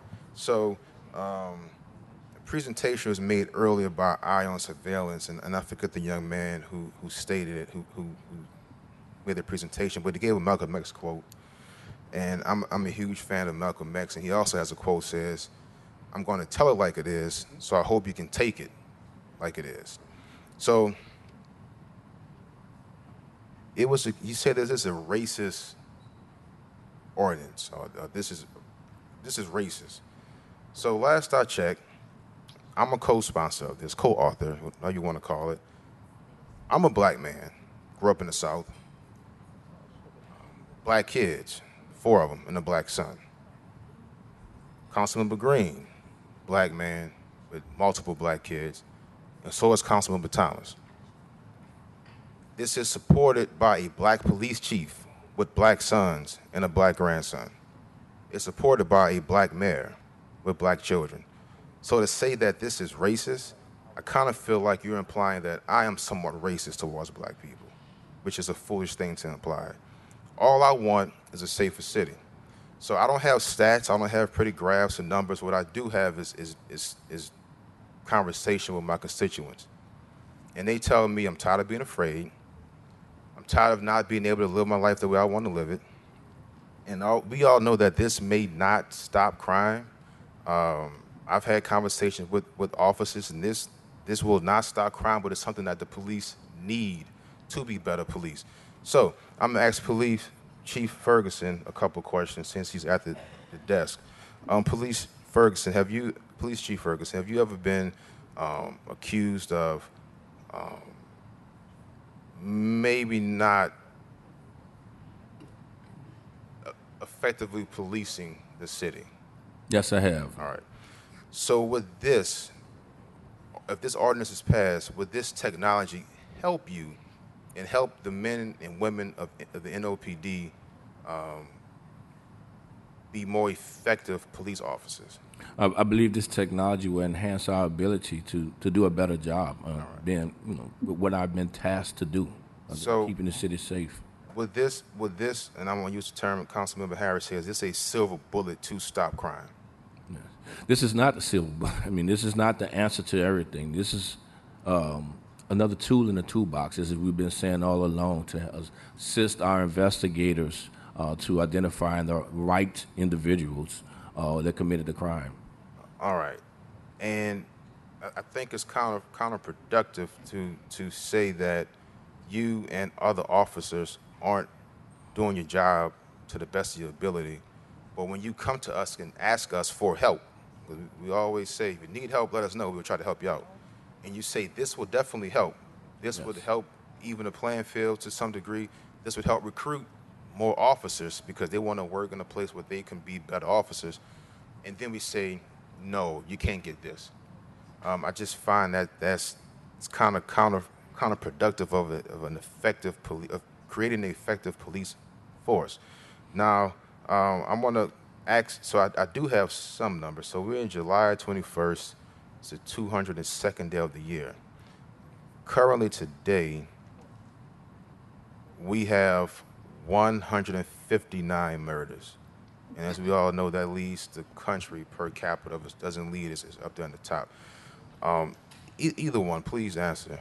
How many of these killings are the victims black? Roughly. I know you don't have an exact number. Roughly, I would say at least 90%. At least 90%. So 159, 90% of that, I'm assuming, no one get upset with me, that's like 140, 130, something like that. So about 130, give or take, dead black citizens of this city, right? Yes. If this ordinance passes, plainly, yes or no, would this help you reduce the number of murdered black men and women in New Orleans? I can't say that it would. I cannot say that it would. Would this give you a better tool to arrest those who committed the crimes of 130 or so black men and women in New Orleans? Yes, it would. All right. No further questions, thank you. Thank you, Councilmember King. Councilmember Jeruso. Good morning, Chief. Good morning, Sergeant Barnes. I want to focus a little bit on one of the reasons I voted on the ordinance last time that I did. Chief, you remember it was a long meeting, and one of the things at that time, if I'm correct, is there was no policy about the use of facial recognition. And now NOPD has drafted a policy. Am I right about that? Yes. Tell me a little bit about what has to go through the approval process for the Department of Justice and the federal court to have a policy approved by NOPD. The process in approving a policy? Yes, sir. So what happens is that our subject matter experts within our department, such as Sergeant Barnes and others within our professional standards and accountability, as well as investigators who will be the ones actually using this particular tool or policy, would sit at a table with our federal monitors, as well as the Department of Justice, and craft a policy. And we would start, and what we've done in the past, we've started with our own foundation, and we submit it to the federal monitors as well as the DOJ to review and submit their input, give us their recommendations based on best practices across the country at every level, federal, state, as well as local level, when it comes to this particular policy.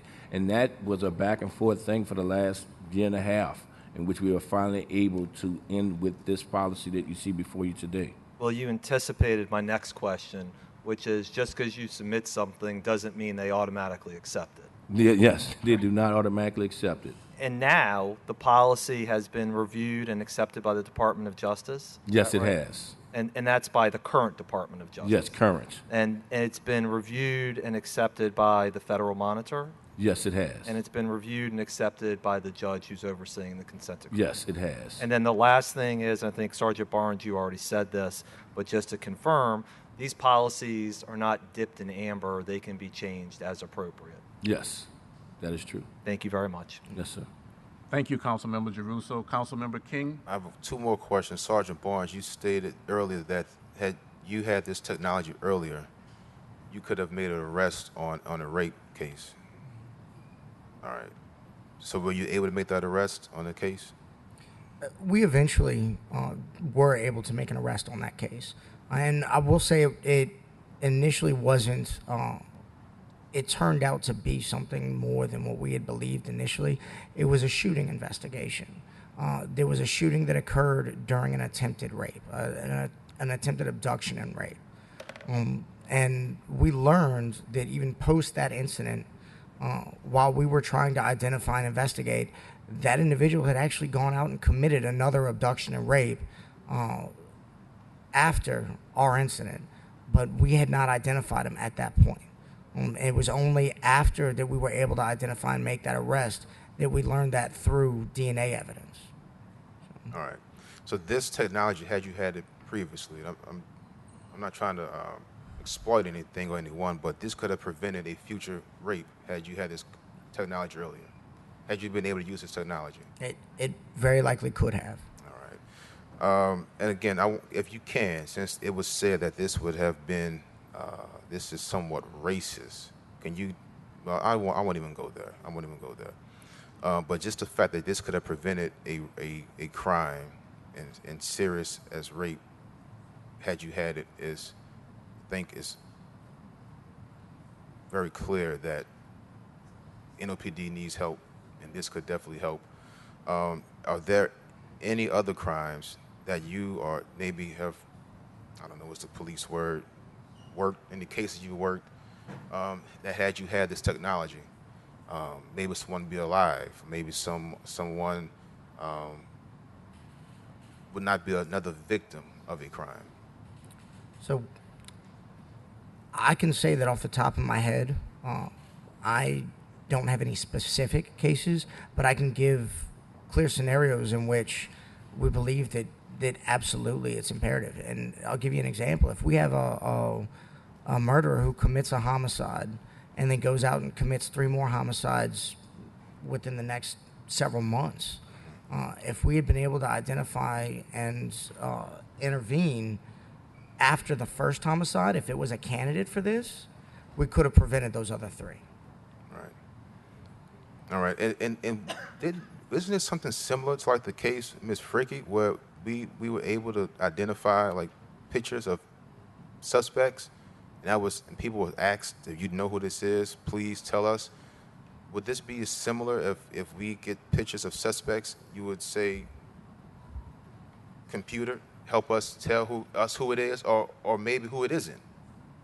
Maybe clear somebody. That's correct. So my last comment is, we can't keep demanding better from our officers and talk about retention and officer morale when they ask us for something and we, for whatever reason, and it checks all the boxes, and then we say, you're not going to get it, but go out there and continue to fight a good fight. Thank you, Councilmember King. Councilmember Morrell. Thank you. Brief question. Crime against nature. Have you looked at that statute? It's been a minute, but yes. Crime against nature is the unnatural carnal copulation between a human being with another human of the same sex. That's in this bill for facial recognition. In fact, the other part of it that deals with animals was actually taken out and put into a separate bestiality statute.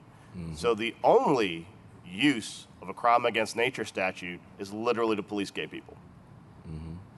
I understand the language here contains aggravated crime against nature, but what gives me pause in kind of the rush to do things like this is that's already covered by aggravated rape.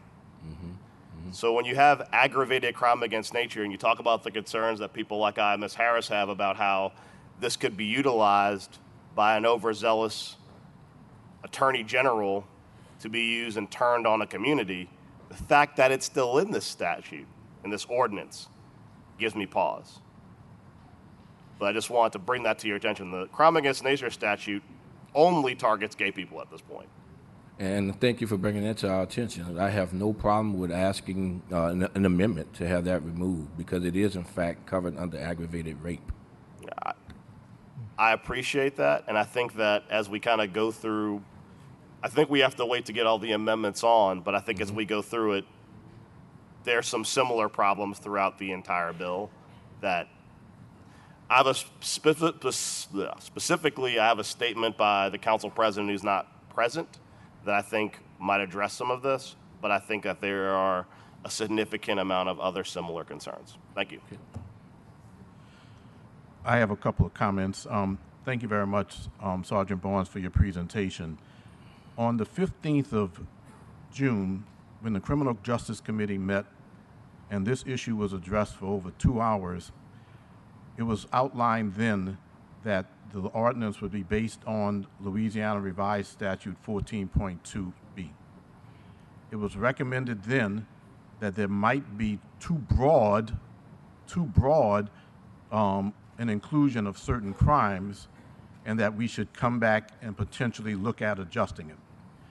Since then, adjustments were made to exclude, for example, references to police having the ability to pursue those who choose to terminate a pregnancy, abortion.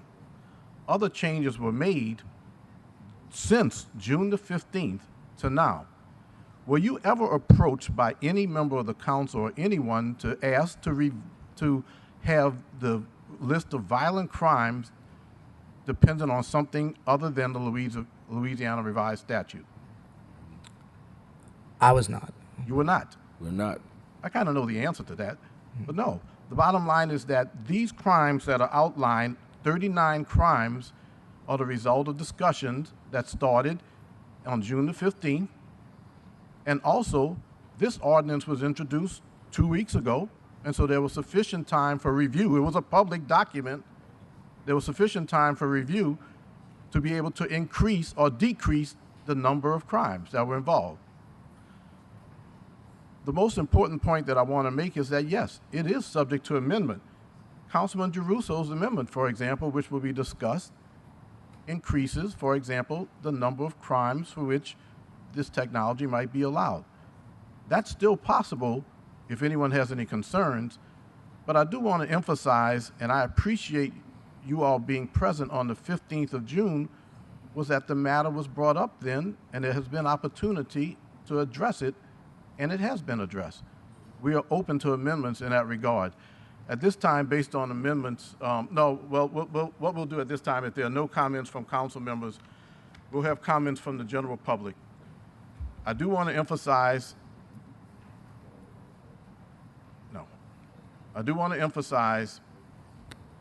that it is customary council procedure to allow 2 minutes per yellow card placement for those who wish to make a comment. That is fair because it allows the general public to have an opportunity to hear as many comments as possible.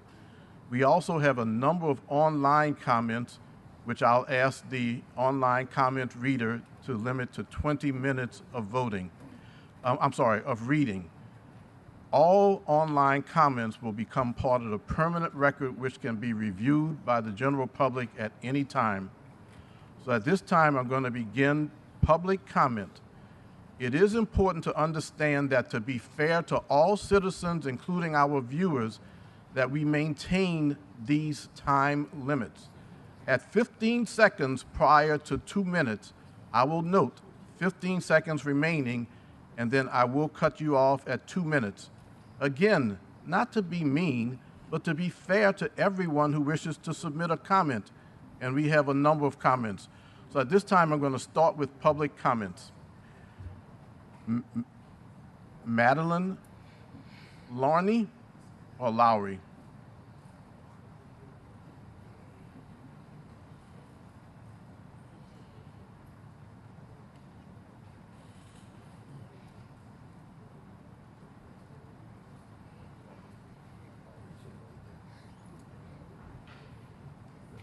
Hi. Just want to remind you lovely gentlemen. Is your last name Lowry or Larney? Lowry, yeah. Lowry, okay. 2 minutes, Ms. Lowry, starting now. All right. Just read online comments. As has been stated by other community members, there is ample evidence that surveillance technology does not reduce crime. It only increases incarceration. These technologies have been proven to be biased against Black people. Whether or not this ordinance is supported by Black people does not negate the fact that the large majority of people who are targeted by racially biased crime are Black people. And in a majority black city, we simply cannot allow this to take place. As stated earlier by the Councilmember Morel, using definitions of crime based on state law is dangerous. As previously stated, abortion could easily and quickly be classified as murder. Because of this, I strongly suggest that council members must reject this and say no to this ordinance. Thank you. Thank you very much for your comment. We are going to have a bit of a change so that the public understands there are at least 2 amendments to the ordinance, and so that the public has an opportunity to comment, if you wish, on those amendments. We are going to read into the record the introduction of those 2 amendments. One is by Councilmember Giarrusso, the other is by Councilmembers Morel, Moreno, and Harris as co-sponsors. Madam Clerk. An amendment by Councilmember Giarrusso. On page 2, replace lines 14 through 17 with the following.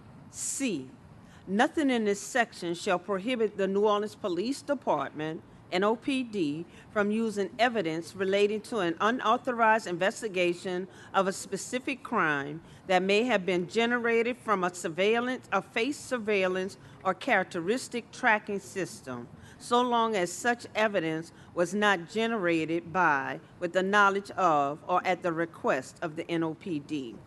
Number 2, on page 2, replaces line 18 through 20 with the following. D, nothing in this section shall prohibit NOPD from requesting the use of facial recognition technology in the investigation of the following significant crimes as defined in the Louisiana Revised Statute 14. Number 3, on page 2, replaces line 36, subsection D16 with aggravated or simple arson. Number 4, on page 3, replace line 38, subsection D18 with aggravated or simple burglary. Number 5, on page 4, after the list of crimes ending on page 3, line 39, add the following new subsections. 41, purse snatching. 42, domestic abuse, aggravated assault. 42, vehicular homicide. When the operator's blood alcohol concentration exceeds 0.20% by weight based on grams of alcohol per 100 cubic centimeters of blood. Number 43, aggravated assault upon a dating partner. Number 44, domestic abuse battery punishable under the revised statute 1435.3L M2 NORP. Number 45, battery of a dating partner punishable under revised statute 1434.9L M2 NORP. Number 46, violation of a protective order if the violation involves any crime enumerated above against the person for whose benefit the protective order is in effect. Number 47, any attempted crime of violence enumerated in subsection D1 through 46 above. That is the First Amendment. The Second Amendment is by Council Members Morel, Moreno, and Harris. On page 2, on line 19, replace the words "in the investigation" with the words "to investigate the prior occurrence." Number 2, on page 3, after line 59, insert the following. Facial recognition shall not be used for the investigation of any crime not enumerated above. This prohibition includes, but is not limited to, the investigation of a violation or attempted violation of any law criminalizing, number 1, abortion or the provisions thereof by a licensed physician. Number 2, any consensual sexual act between persons of the age of majority, including without limitation any law purporting to criminalize sexual contact between same-sex partners. Number 3, on page 4, insert the following at the end of line 61. The use of facial recognition technology pursuant must be approved expeditiously on a case-by-case basis by a judge or magistrate commissioner and must be supported by a sworn affidavit certifying A, the reason for the request and the enumerated crime justifying the use of facial recognition technology, and B, that all other reasonable alternatives to the use of facial recognition technology have been exhausted. This affidavit shall be kept as a public record, subject to excuse me.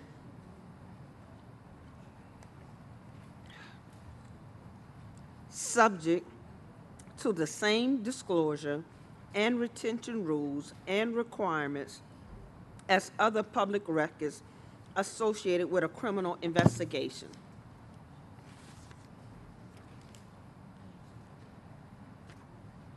Number 4, on page 5, insert the following after line 75.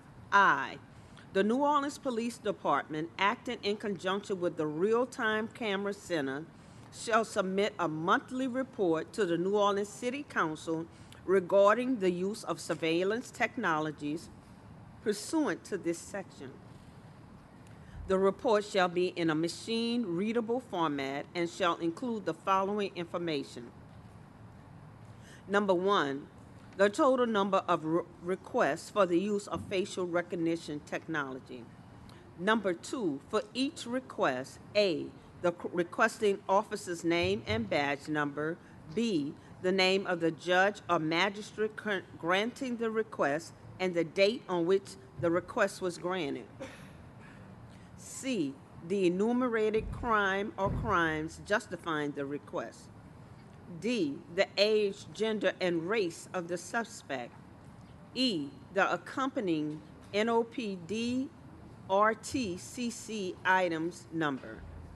F, whether the use of facial recognition technology resulted in a match. And G, whether the use of facial recognition technology resulted in an arrest and/or charges. Number 5, on page 5, insert the following after line 75 as amended by Amendment 4. Section 2, the Council of the City of New Orleans further ordains that the New Orleans Police Department shall perform a detailed review of the effectiveness of this ordinance and the use of surveillance technology within the City of New Orleans, and shall present same to the City Council's Criminal Justice Committee not later than the 1 year following the adoption hereof. Section 3, the Council of the City of New Orleans further ordains that the provisions of this ordinance shall become effective October 1st, 2022. Those are the 2 amendments. So for the benefit of the public, we now have on the table an ordinance amendment and also 2 amendments to that ordinance amendment. In fairness, the reason that we read it in now was to give an opportunity for the public, if you wish to have a comment about those, to comment. So in fairness to Ms. Lowry, I'll ask that if you have any comments on those amendments that you just heard, you may come back and make a comment. And if not, I'll move to the next card. Mahari Morgan.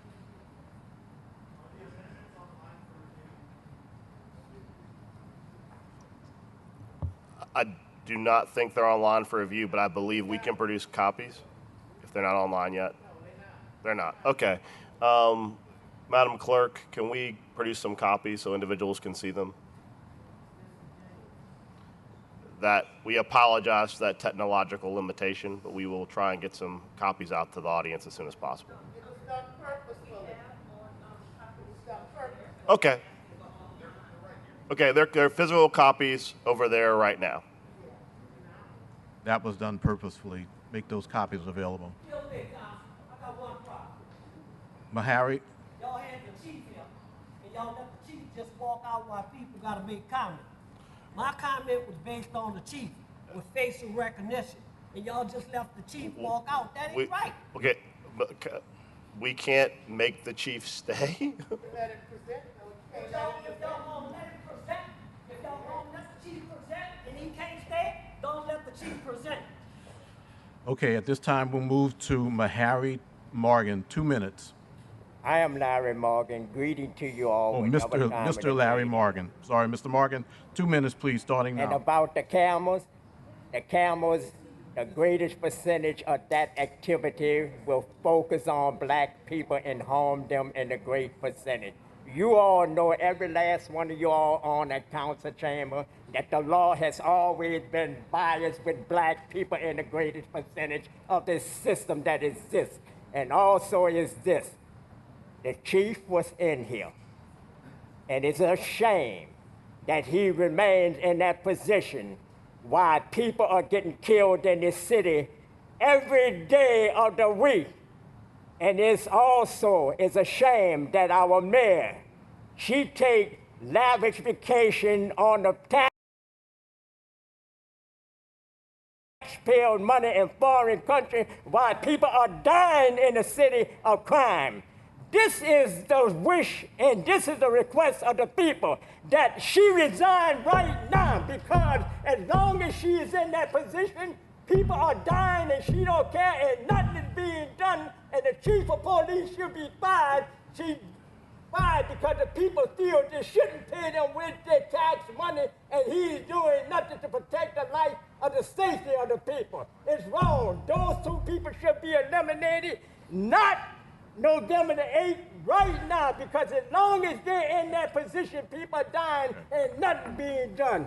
And also the people request and wants to know, how is it that the Suja Water Board director could be given a $75,000 raise, and at the same time he's a director, and also that he was on the time clock generating money off the time clock. 15 seconds, Mr. Morgan. 15 being on the seconds. time clock and being on the set salary, drawing that kind of money. What is the system? The system is that they got the city in their pocket and they do what they want. Mr. Morgan, thank you very much. Appreciate it. I appreciate you staying within the time limits, too. Megan Myers. Megan Myers.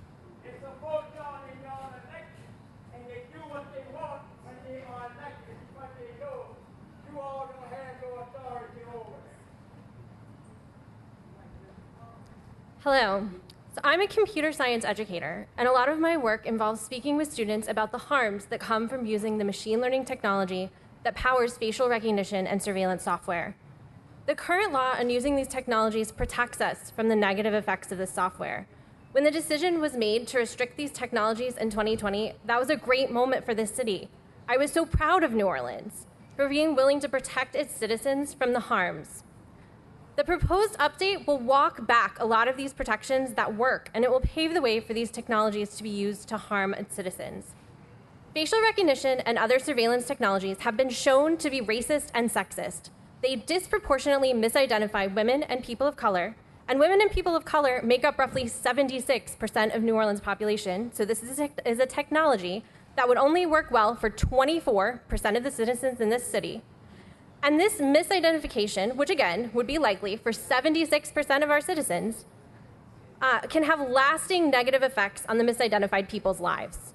Latanya Sweeney and Joy Bulamwini, two computer scientists who study these technologies, have shown how being misidentified in machine learning technology can make it harder to get jobs, which violates the Equal Employment Act, and harder to get housing, which violates the Fair Housing Act.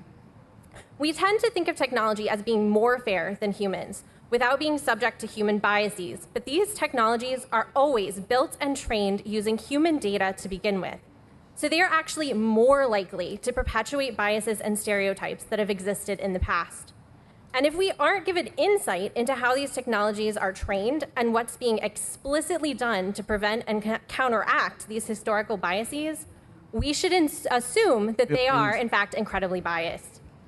15 seconds, Ms. We Myers. also don't have insight into how this data will be stored and collected, and data breaches can allow this information to be used by people who can use it to commit domestic violence or other invasions of privacy. So we should be asking how this technology is being stored and used and what the police are doing to protect that data. Thank you, Ms. Myers. Your time is up. Kim Ford.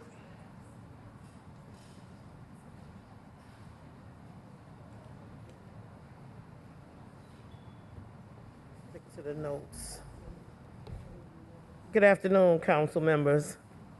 You know, I've been following this ordinance since its inception, and what we have today before us is quite different than what we had when it was initially presented to the Congress, to the council.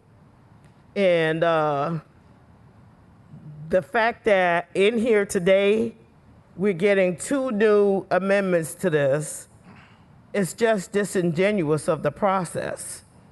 This should actually be, this conversation should be happening, first of all, in committee, not here in city council meeting. And that's why our city council meetings last so long.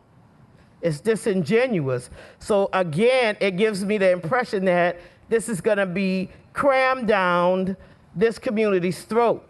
Now, you all had a chance to view this yesterday according to the conversations that we've had today. You all had a chance to review this yesterday. Matter of fact, I didn't even see the whole revision to the ordinance. And the fact that who even knew, I never knew they were working on it. You said that the council members reach out to them. They should be reaching out to this community.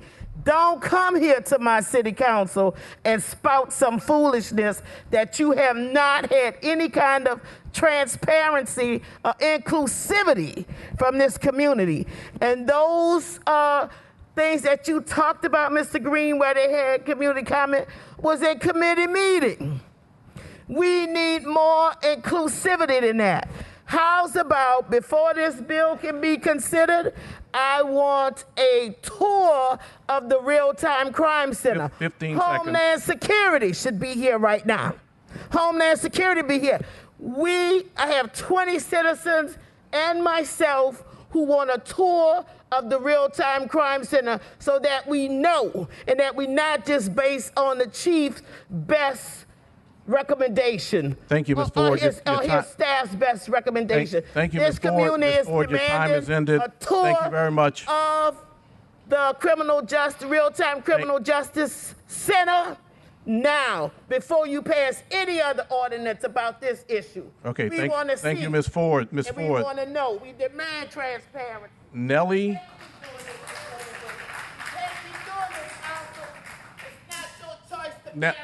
Nellie. Got to be at the table. If she keeps talking, I'm gonna talk on behalf. I know, but look, I can't force her to stop. I'm gonna say what I gotta say. Well, Ms. Ford, please, Ms. Ford, please. Check this out. Jason Williams gonna be found guilty of all fucking 10 counts. I said that. Fuck Jason Williams. The next speaker is George. Y'all let this lady hold a sign up? Why y'all let her hold a sign? You can hold a sign. She said Jason Williams. Fuck Jason Williams. Hey. George Mahdi. George Mahdi. Well, excuse me. We'll take a break, Mr. Mahdi, before you make your comments.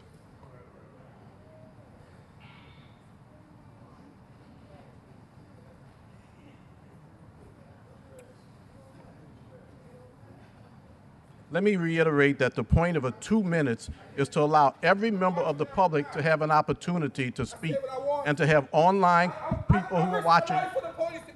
They're gonna vote on racial pride, kiss your career goodbye. Adam and you, bitch ass niggas. I work for God. I'm gonna say what I want to say. I'm gone. Mr. George Mahdi, thank you for your patience. Mr. Mahdi.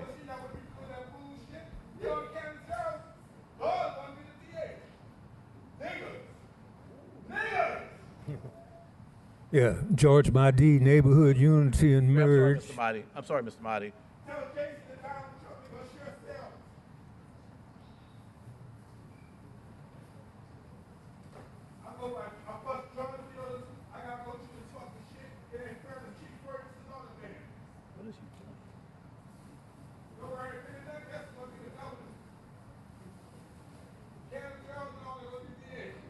I'm God, I'm Jesus, and I'm the fucking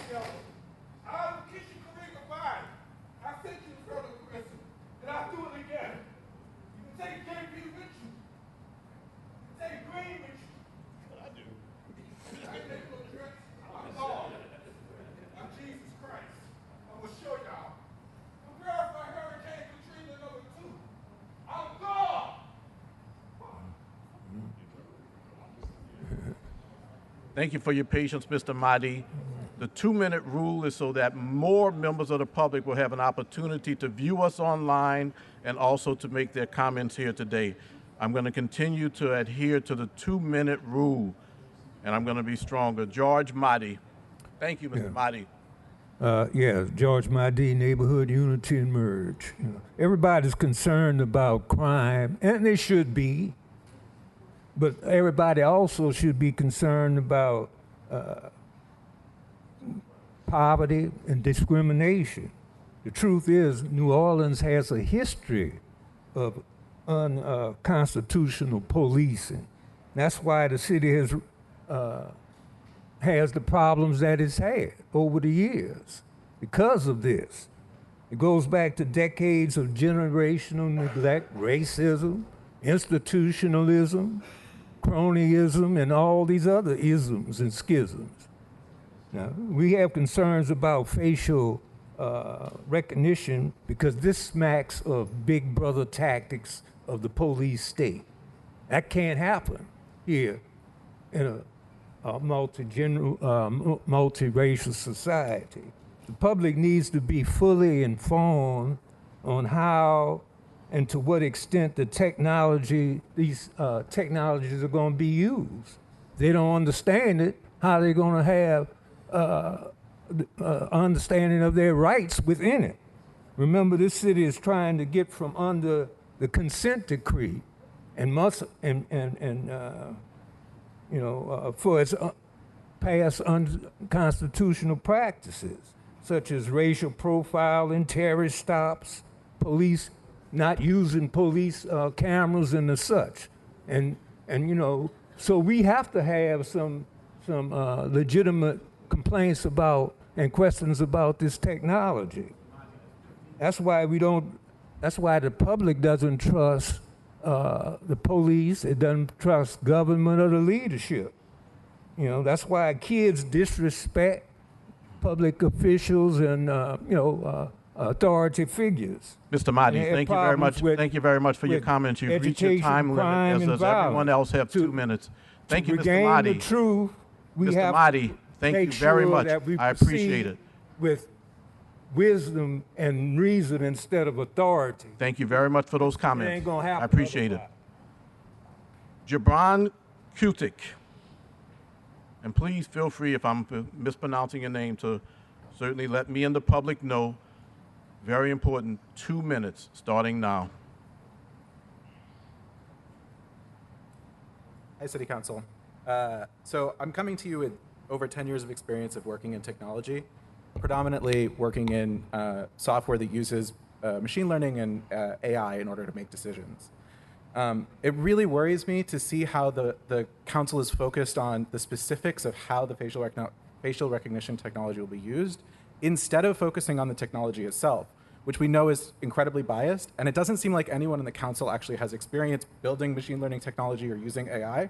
It also doesn't seem like the police and OPD has any experience using or building this technology and understanding how it works.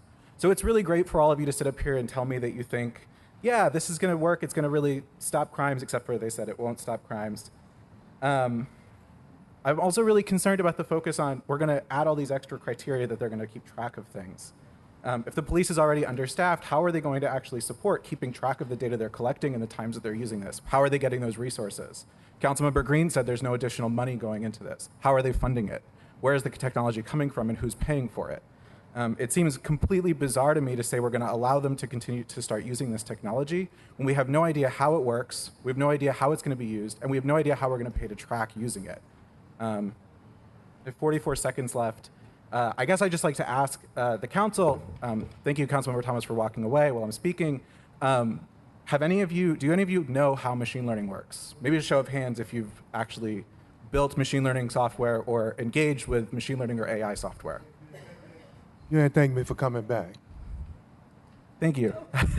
Have you built machine learning software? Do you know how machine learning works? Anyone on the council have experience? I'm hoping my son does, but I haven't.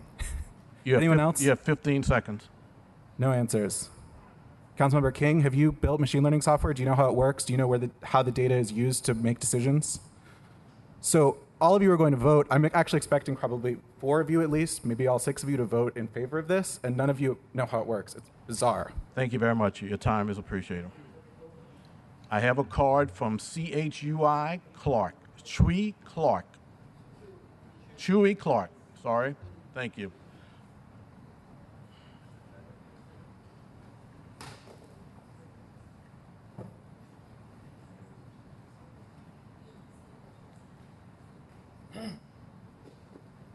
Mr. Clark, as always, 2 minutes starting now.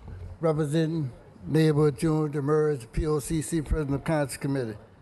Again, we remember Kim Groves, Lynn Davis, you know. NOPD didn't protect her, you know, and a host of other brothers and sisters that have been murdered by the NOPD, so we don't trust nothing that y'all put forth today. Again, the city of New Orleans is a business. It hustles our community no different than the private business in care of its cronies. This technology is criminal, racist, and treacherous.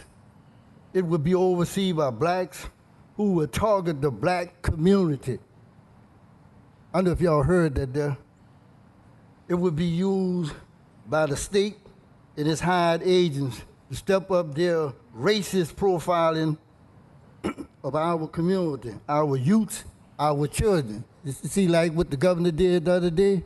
Huh? He took children from a state facility and put it at Angola. That's criminal there.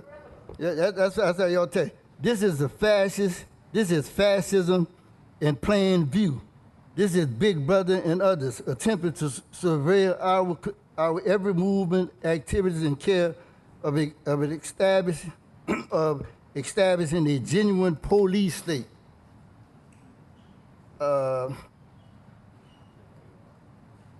If anybody need to be profiled, it's the state, its hired agents, institution, and rental technology. Mr. Clark, 15 seconds. Again, as we said, you know, this technology is racist, you know, different than OPD. And somebody mentioned about the U.S. government, that the U.S. government and others are using this technology. And so if they use it, it must be legitimate. The U.S. government is a racist government. Thank you, Mr. Clark. Your time has ended. I have a card from Eileen Carter. And is Eileen Carter here? But because she has comments, this is a terrible idea that does not keep us safe. We have no idea where our information will be sold or how it will be used. Community policing works. We did it under Chief Pennington. We can do it again. Put the dollars where we know it works. Those comments are from Eileen Carter. Next is Michael Burnside.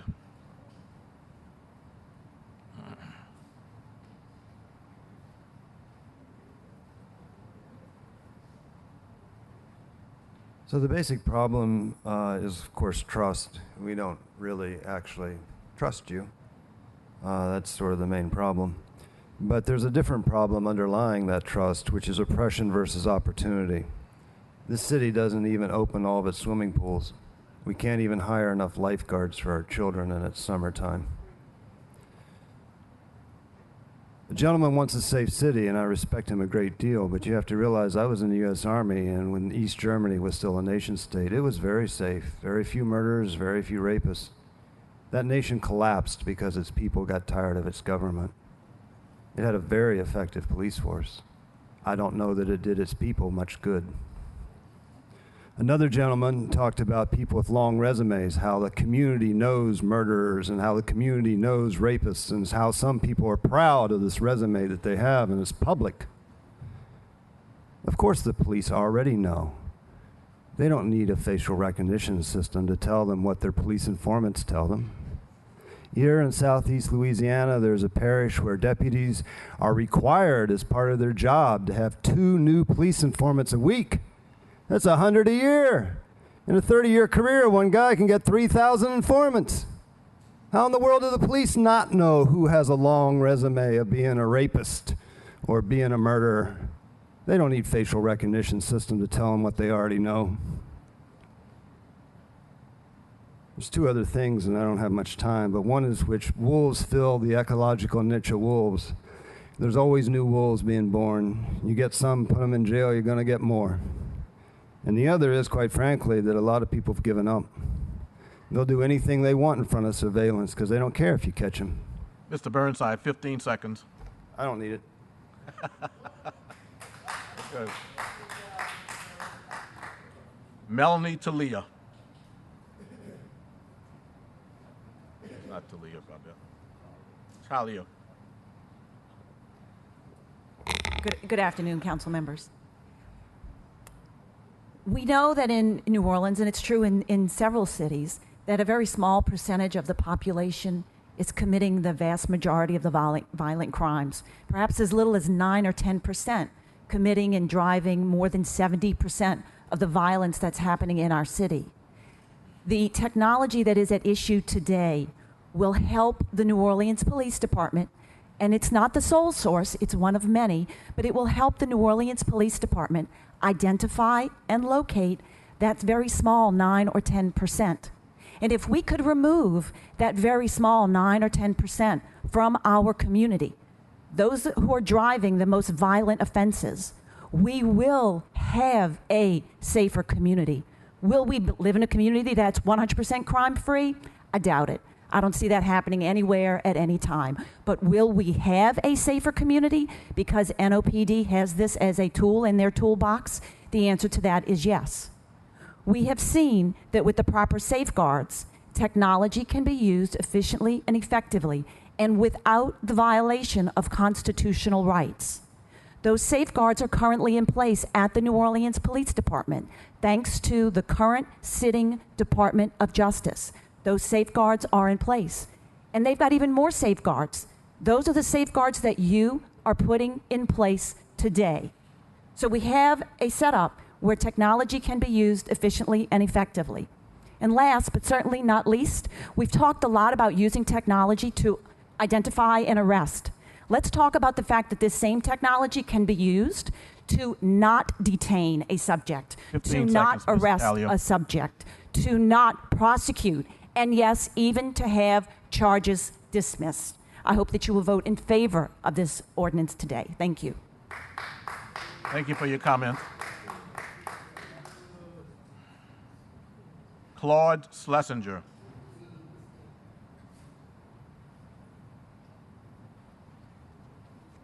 Claude Schlesinger had to depart and asked me to speak on his behalf. My name is Christopher Landry. I'm the first vice president of the Fraternal Order of Police, Crescent City Lodge, and we support the passing of this ordinance and understand the concerns with relation to what was mentioned today with crime against nature. We understand that. Thank you. I would ask you to fill out a yellow card so it's on the record. Press Kabakoff.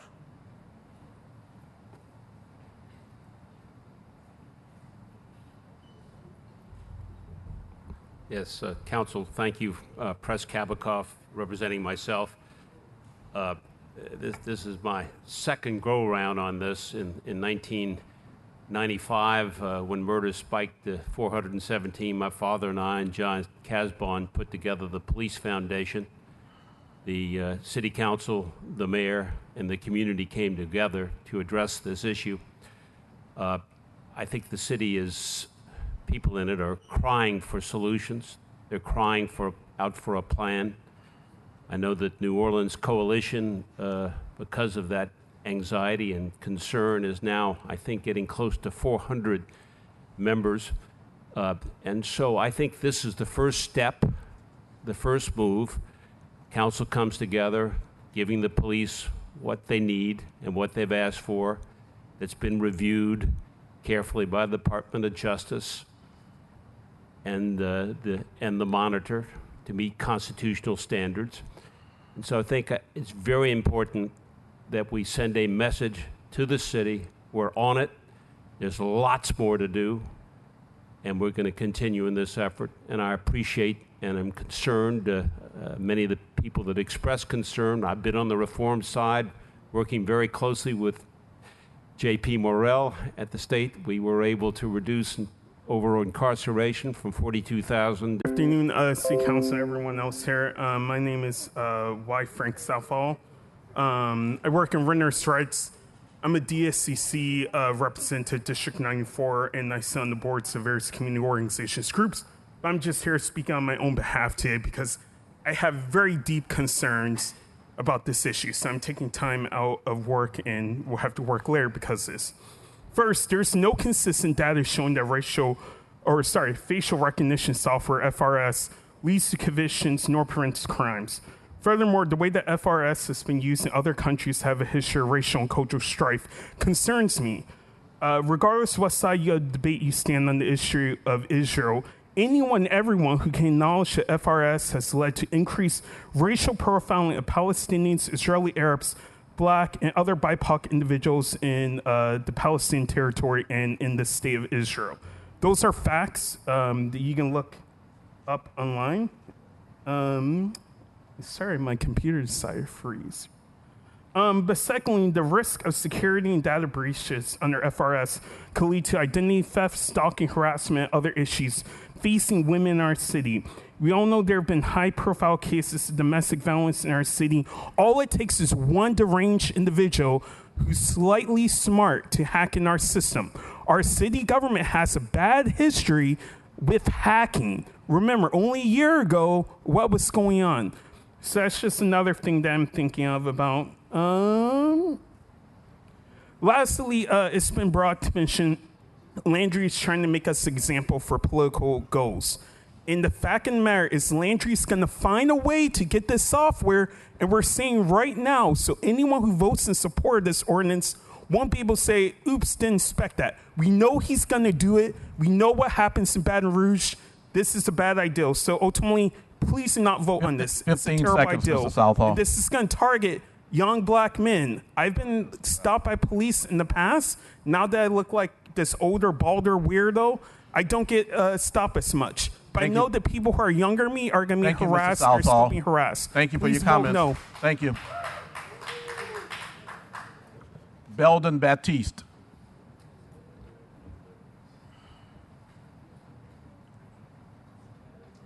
Two minutes, Mr. Baptiste.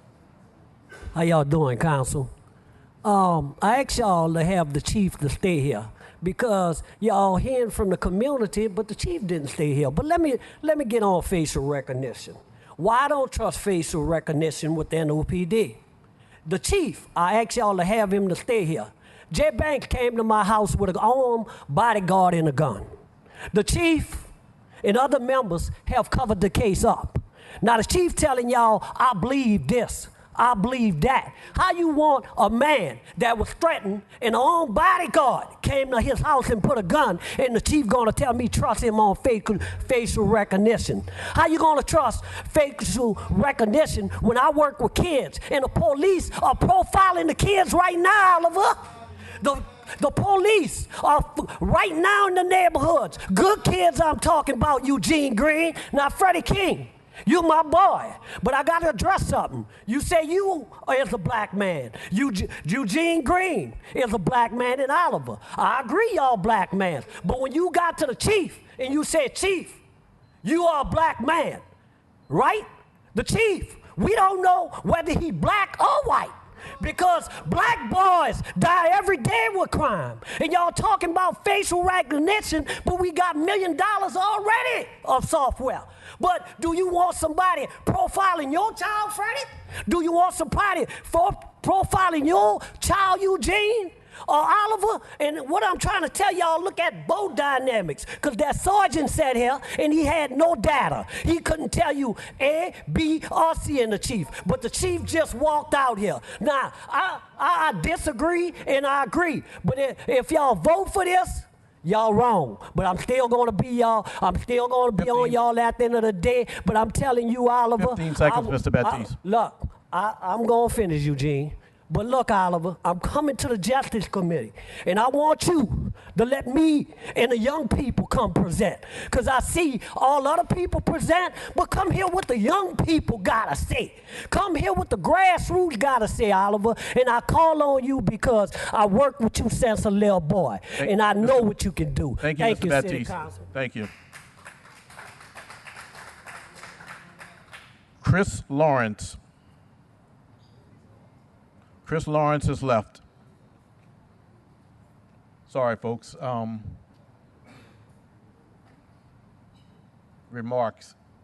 Facial profile will make arrests of violent offenders and remove guns. Okay. Facial profiling will make arrests of violent offenders and remove guns. Our last card is from Mr. Albert Mims, Brother Albert Mims.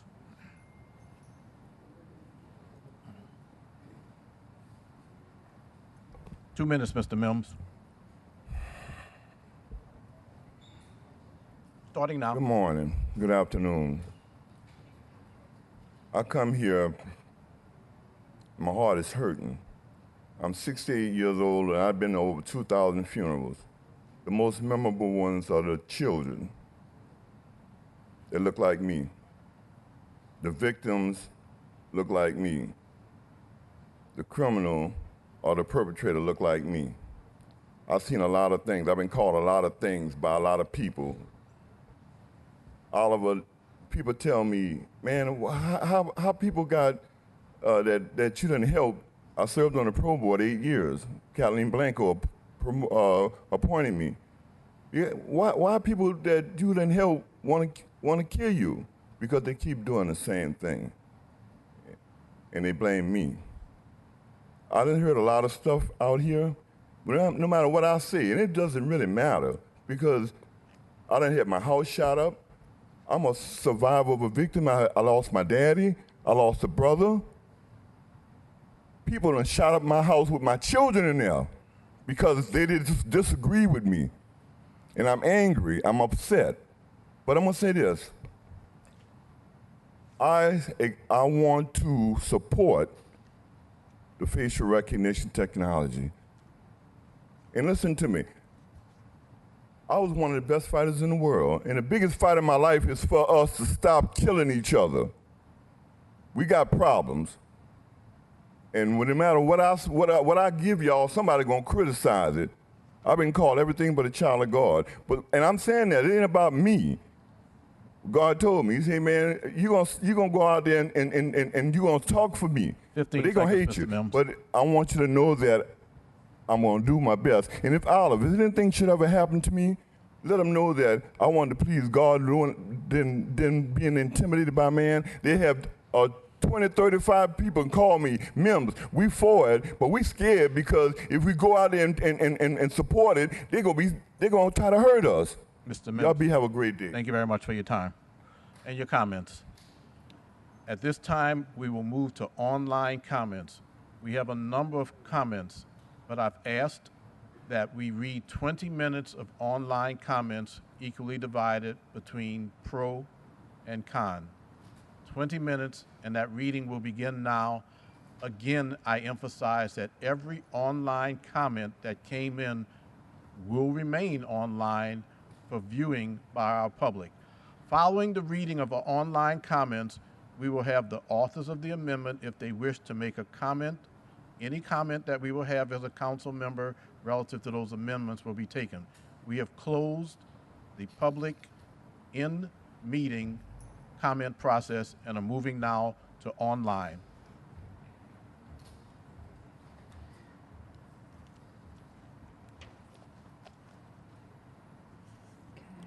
I'll start with against.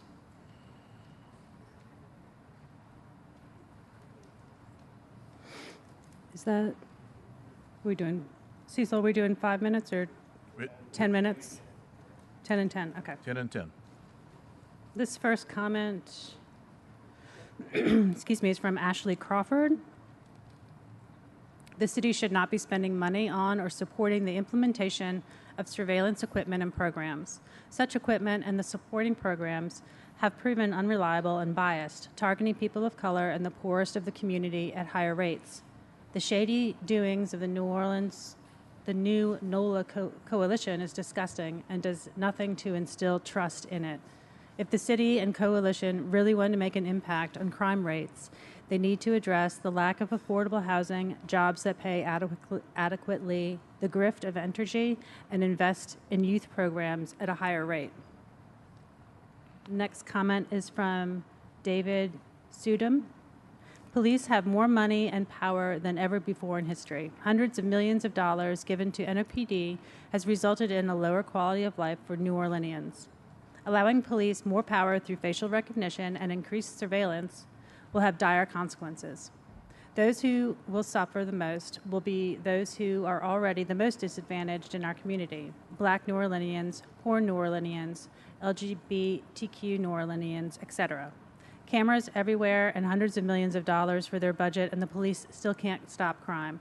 What will it take? Surveillance on each block? Tens of millions more in financing, or funding rather?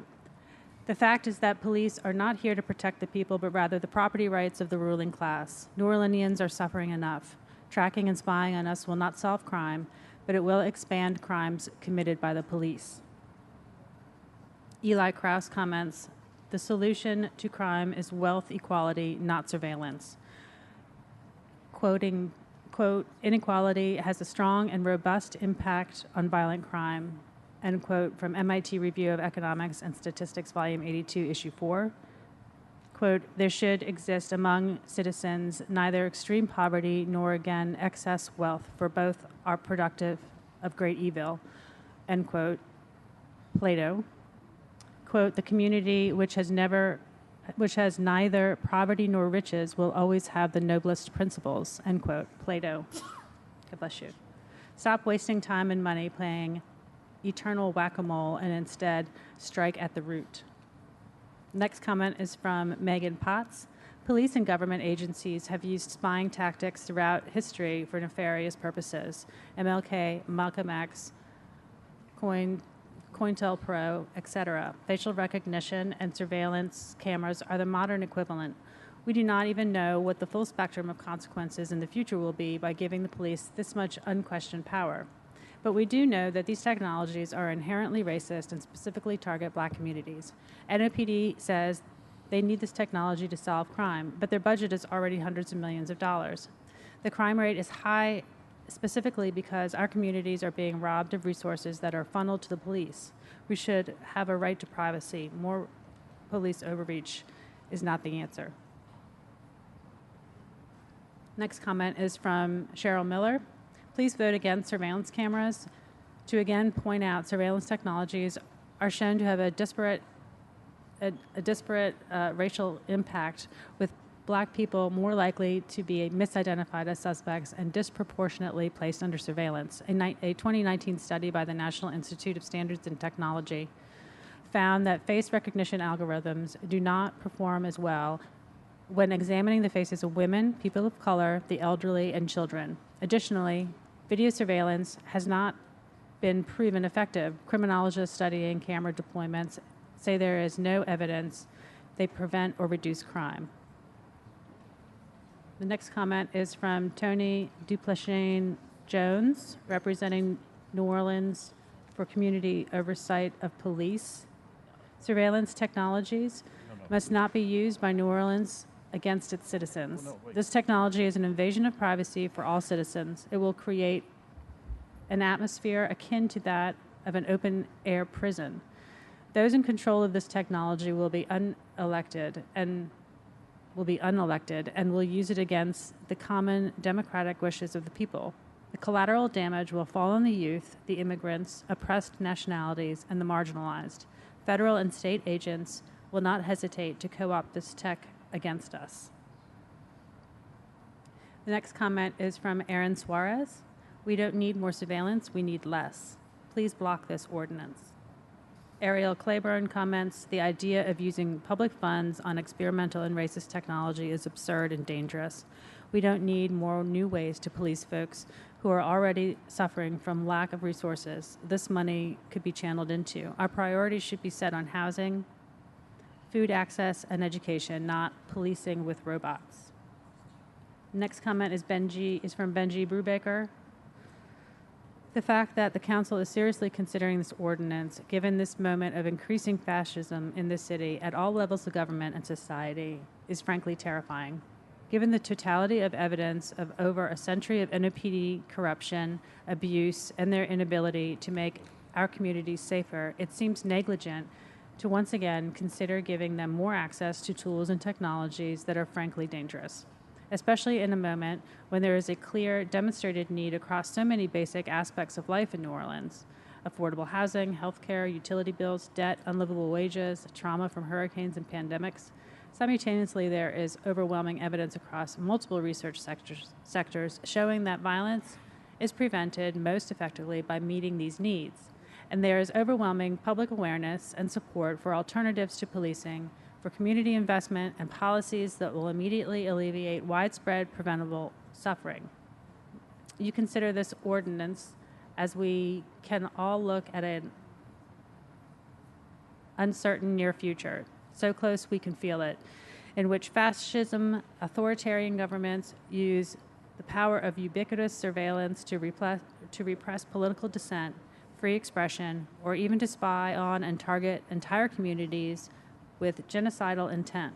Even now, we face a present moment filled with fear about where people can access health care, like abortion, or children will be able to learn about or talk about in school, or whether trans people will be allowed to exist in Louisiana. We cannot promise us safety, accountability, or oversight with these tools. You can't. And even if you could, this is not what we want, and this will not make us any safer. Lastly, seeing as how the council has previously sought to investigate the mayor's office contract process under the Smart City Initiative, it seems odd that council would not pursue a serious investigation of the allegations of misconduct pertaining to the so-called NOLA coalition's involvement in publicly pushing for this ordinance, specifically the role of GNO Inc. and its key partners who have allegedly engaged in widespread manipulation and misinformation and the inappropriate use of private funds to coerce the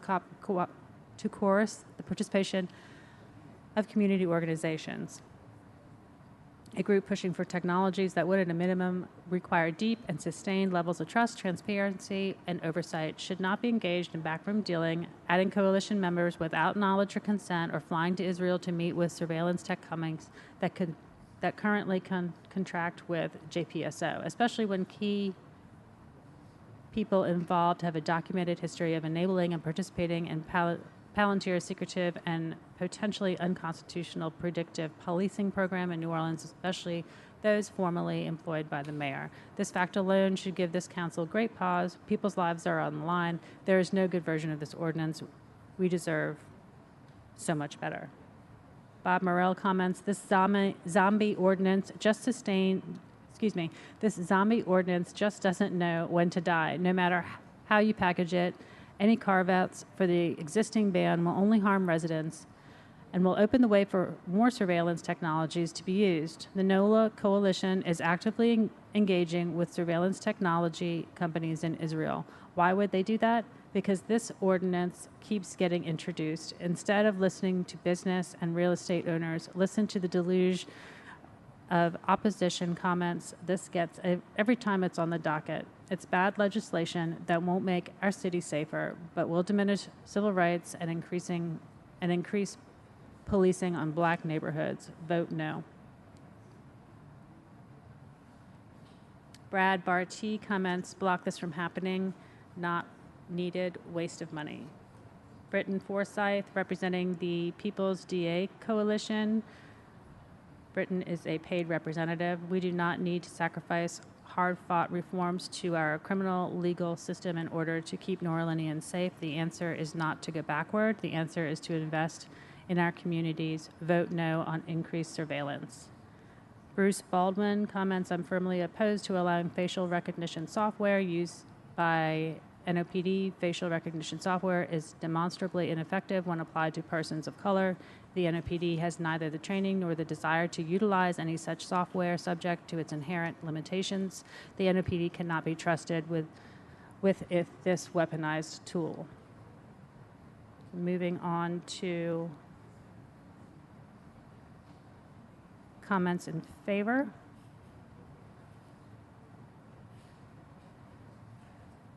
First comment in favor is from Roger Davis. I'm requesting a change to amend and reordain Section 147.2 of the Code, which pertains to the use of surveillance. Retaining and implementing facial recognition by surveillance must be a greater priority now, especially in light of increased crime in the city, and especially area of concern in the east.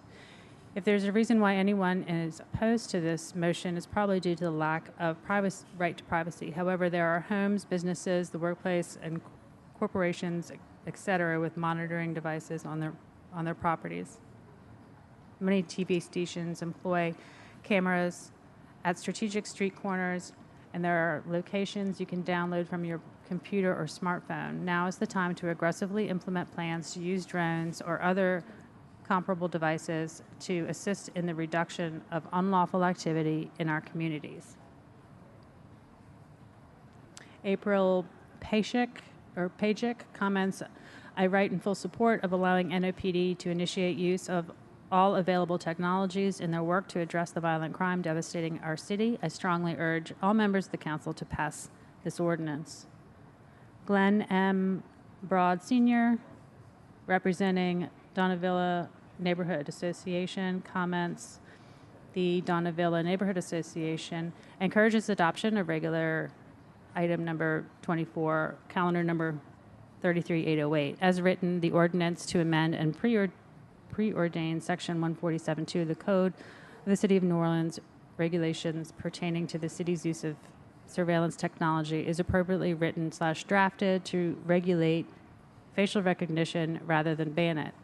Based on our research, regulating facial recognition rather than banning it is consistent with actions initiated by other cities across the U.S. A continued ban of the use of such technology in New Orleans would be a welcome mat to criminals leaving other cities using old and new technology to minimize placing their officers in life-threatening situations while providing effective tools for fighting crime that often drives criminals to other cities less prepared. The DVNA's support for this change is consistent with the immediate and actionable tactics outlined by the NOLA Coalition, 186 unique members representing businesses and organizations within New Orleans, in their July 12, 2022 press release. We refer to NOLA Coalition press release track 1 of 2, technology section bullet points 1 through 5 for specifics. Since I plan to attend the July 21st council meeting, and I will have a copy of the referenced press release for council's reference if desired. John Alford comments, I support allowing the police and city to use facial recognition technology. Our police need every tool available that will help them keep the city safe. I understand people's concerns that the city may not put the technology to good use, like they don't keep up with the cameras in the streets.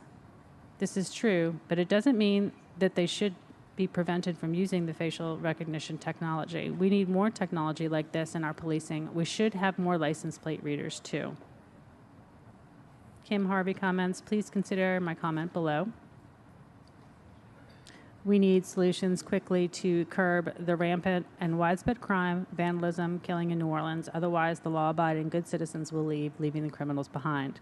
It appears we have enough dysfunctional management in our criminal justice system from all levels to describe a crisis. For example, from a constrained, debilitated, and weakened police force to low bonds or no bonds by magistrates, to 701 releases, refused charges, or reduced charges by the DEA, to ineffective sentences or probation by the judiciary. The latest published video of a horrific execution in broad daylight, just blocks from the French Quarter and CBD, underscores what the condition of current criminal justice system has produced for our community's safety. New Orleans is worth fighting for and needs renewed spirit and encouragement of our police department. I strongly urge council to restore the use of facial recognition by passing the surveillance ordinance at its meeting on July 21, by issuing technology tools back to our NOPD as well as other tools they need. We are giving strength back to our men and women in blue. I also request the council to review the procedures NOPD uses to collect information on crime that is reported. I've heard and read of several cases where NOPD either refused to come out to crime scenes or refused to take or accept video of the persons in the act of committing the crime. NOPD should use all the information and tools available to capture criminals. Then, of course, the justice system has to either restrain these persons or reform them. Enough with the recurring crime. New Orleans government leaders are responsible for protecting its citizens, so please protect us. Mark Weiss comments, I strongly recommend the expansion of the city's ability to use effective surveillance tools. This is a long overdue improvement to our use of technology, to help deal with the intolerable increase in personal and property crime. Mark Fulmer comments, "It is time for council to take decisive action to restore order to our city. This ordinance is a step in the right direction. I urge all council members to vote in favor of the adoption of this ordinance." Patricia Fulmer comments, "I believe that the adoption of this ordinance is essential to providing our police force with the tools needed to prevent crime in our city. I ask that all council members vote in favor of adoption of this ordinance." Tyrone M. Collins Sr. of the Donavilla Neighborhood Association comments, "The crime in Orleans Parish is double that in Jefferson Parish, which has a higher population than us. Our law enforcement officers need all the proven technology that they can get to help them do their jobs. Section 147-2 looks like it was written by the criminals instead of someone who's trying to get crime off the streets. I'm for the proposed change to amend and reordain 147-2 of the city's regulations pertaining to the use of surveillance." Those are all of the in favor comments. Thank you very much for the online comments. I will reiterate that the comments will remain online for viewing by the public. I appreciate all submissions. At this time, we're going to approach the amendments by having the authors comment on their amendments. We do have now 4 members. We'll need 1 to conduct business, but we can have discussion at this time. So we have an ordinance, and we have introduced 2 amendments. Councilmember Giarrusso, do you have any comments relative to your amendment that you would like to make for the public? I do, but I would like both the members to be here since one's a co-author and one expressed severe concern. I don't want to have to repeat it or be accused of not having said things publicly or having those members hear it. So all right, for the benefit of the general public and to facilitate our discussion. There's one. Is Councilmember King in the back? Can he? I just want to make sure he can hear. I don't Councilman want to have King a is here. conversation. Okay. All right, there he is. Councilman Giarrusso. All right. So, Councilmember Green, in your beginning statements, you noted that I was one of the 2 members in 2020 to vote on the current surveillance ordinance. My concerns at the time in passing what happened ultimately were around the fact that NOPD had no policy whatsoever and had not been reviewed. There now is a policy, and as the chief said today, it has been reviewed and separately accepted by the Department of Justice, this Department of Justice, the monitor, and the court. I also want to acknowledge that in passing that, I made a mistake.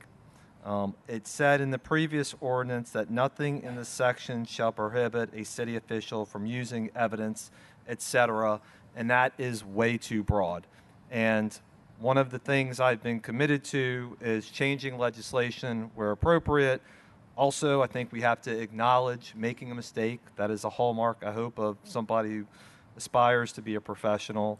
And secondly, after the ordinance originally came out in February, I was publicly critical of it in April because there were so many references to city official that anybody listening knew that that was always going to be a problem for me. With that said, the only place in the ordinance where there is the reference to city official was in Section C. So I amended Section C to change it from nothing in the section shall prohibit the city official to nothing shall prohibit the New Orleans Police Department. Then from using evidence related to and it says investigation, I changed it to authorized investigation to make it clear that somebody should not go rogue, and that's what was being authorized. And at the end where it says city or city official, I again changed it to NOPD. Does anybody have any questions about that? All right. And Section D, I realize the original draft used crimes of violence as described in Louisiana Revised Statute 14.2b.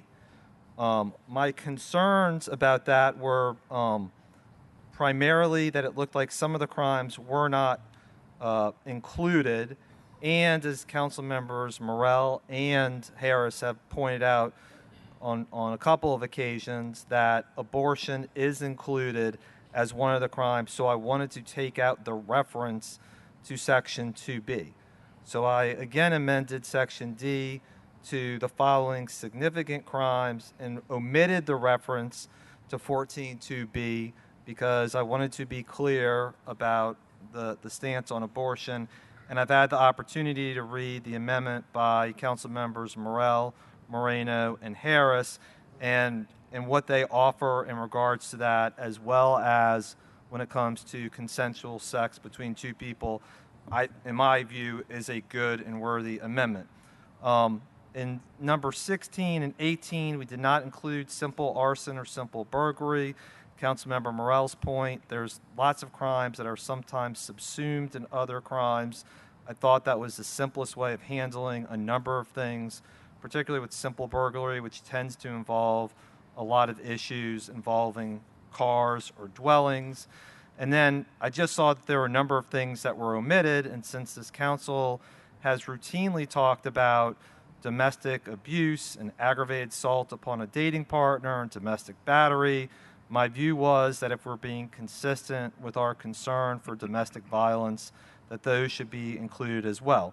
At the end, because I omitted 14.2b, and to make sure we're clear, I wanted to also make sure the attempted crimes were included, because if we're going to say we're looking at something like aggravated assault, then it seems like attempted aggravating assault should be included as well. Does anybody have any questions about those? Then those are my only amendments, and with that, I would move to approve. Been properly moved to approve the amendments. Is there a second? Second by Councilmember Green. If there's no additional discussion, please vote your machines relative to Councilmember Giarruso's amendment.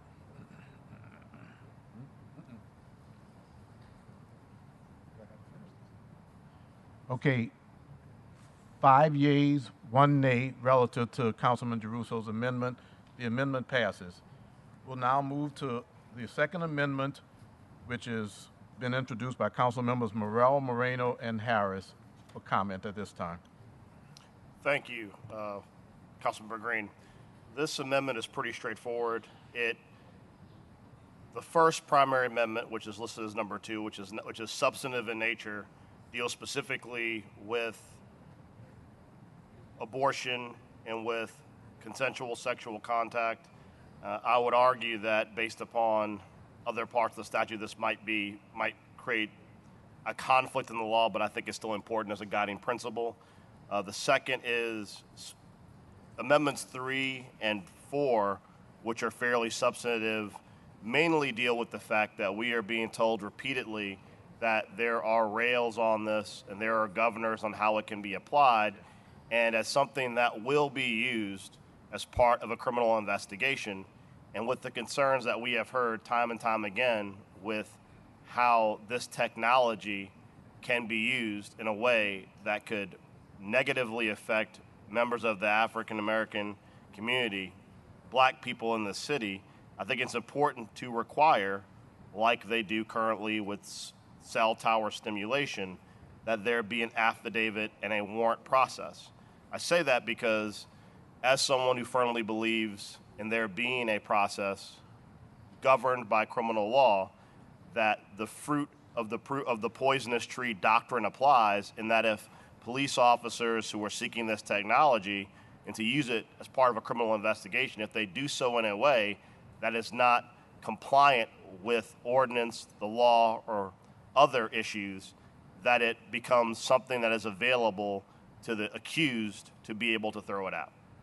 So that is what those two do. The last one, which is somewhat substantive, just requires there be an effort to come before the Criminal Justice Committee 1 year and deal with whether or not it's been successful. And the last ordinance deals, the last amendment deals with the issue that NOPD has said they currently have no one who is schooled in this technology, and it simply provides a time period for which someone to be educated, because we cannot and should not depend solely upon the Louisiana Fusion Center for any activity in regards to facial recognition technology.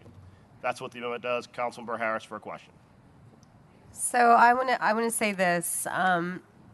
This has been a very difficult process to go through. I literally sat down with Sergeant Barnes yesterday to get additional information. And I have concerns with this ordinance going forward, especially since NOPD sat here and admitted that they have no data showing the effectiveness of this technology. And so the amendment attempts to do, as Councilmember Morrell said, several things. First of all, exclude use for anybody seeking or providing abortion, anybody who's in a same-sex consensual relationship. But it also puts some guardrails on what is proposed as far as data collection and reporting, because I think that we all deserve as a community to understand whether or not this technology is effective so that we can revisit it in the future. If it's not effective, we should not be using it. So I will say this plainly to all of my fellow council members: if this amendment does not go through, I'm not voting for this ordinance. Thank you.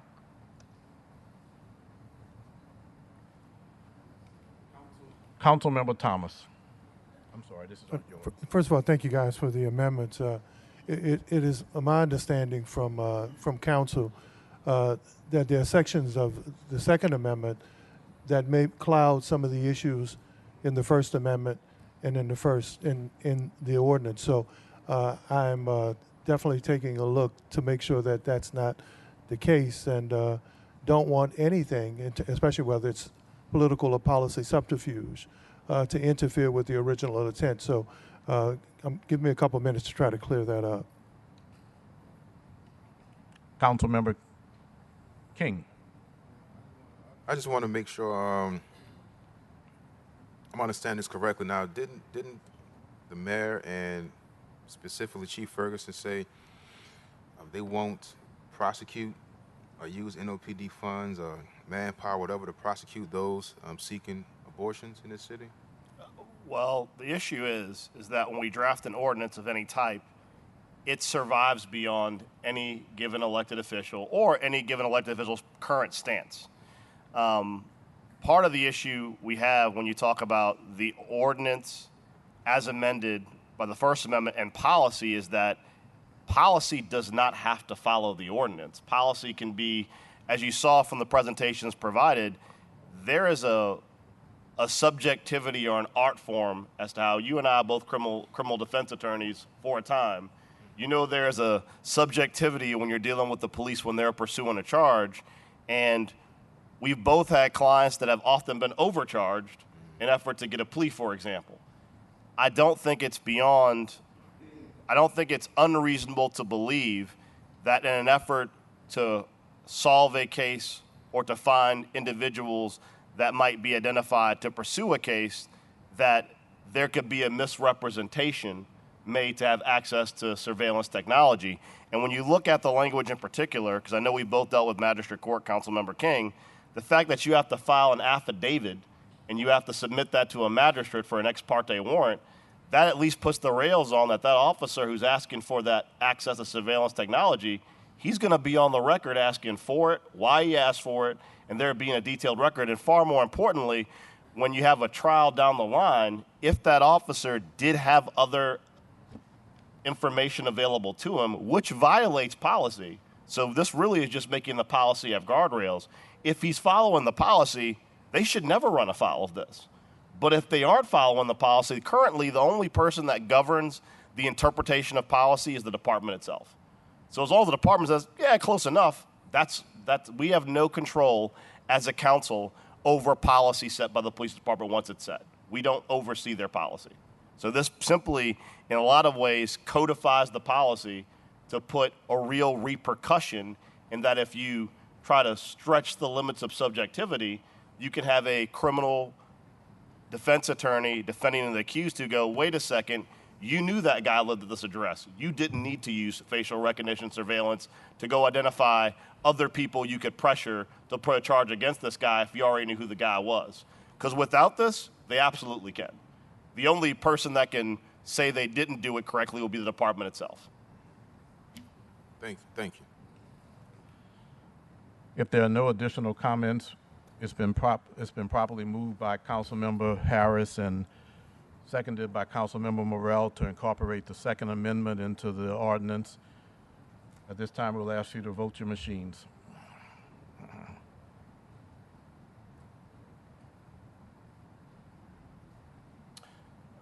That is 3 yeas, 3 nays. The amendment fails. We'll now move to the ordinance itself. At this time, we'll start with Councilmember Giarrusso and move from A to E, and then I'll close with comments relative to calendar number 33808. If you have any comments, I'm just going in order. If you do not, that is fine. A to E, Councilman Giarrusso. I was just going to say I made my comments during the amendment phase. Thank you. Thank you. Councilmember Harris. Clearly, this council, I just don't even know what to say. We attempted to put some guardrails on an ordinance that I think overreaches, that impacts civil rights, that has future repercussions on women, on people of color, on same-sex couples. And that amendment for those guardrails literally failed, and I'm quite frankly disappointed.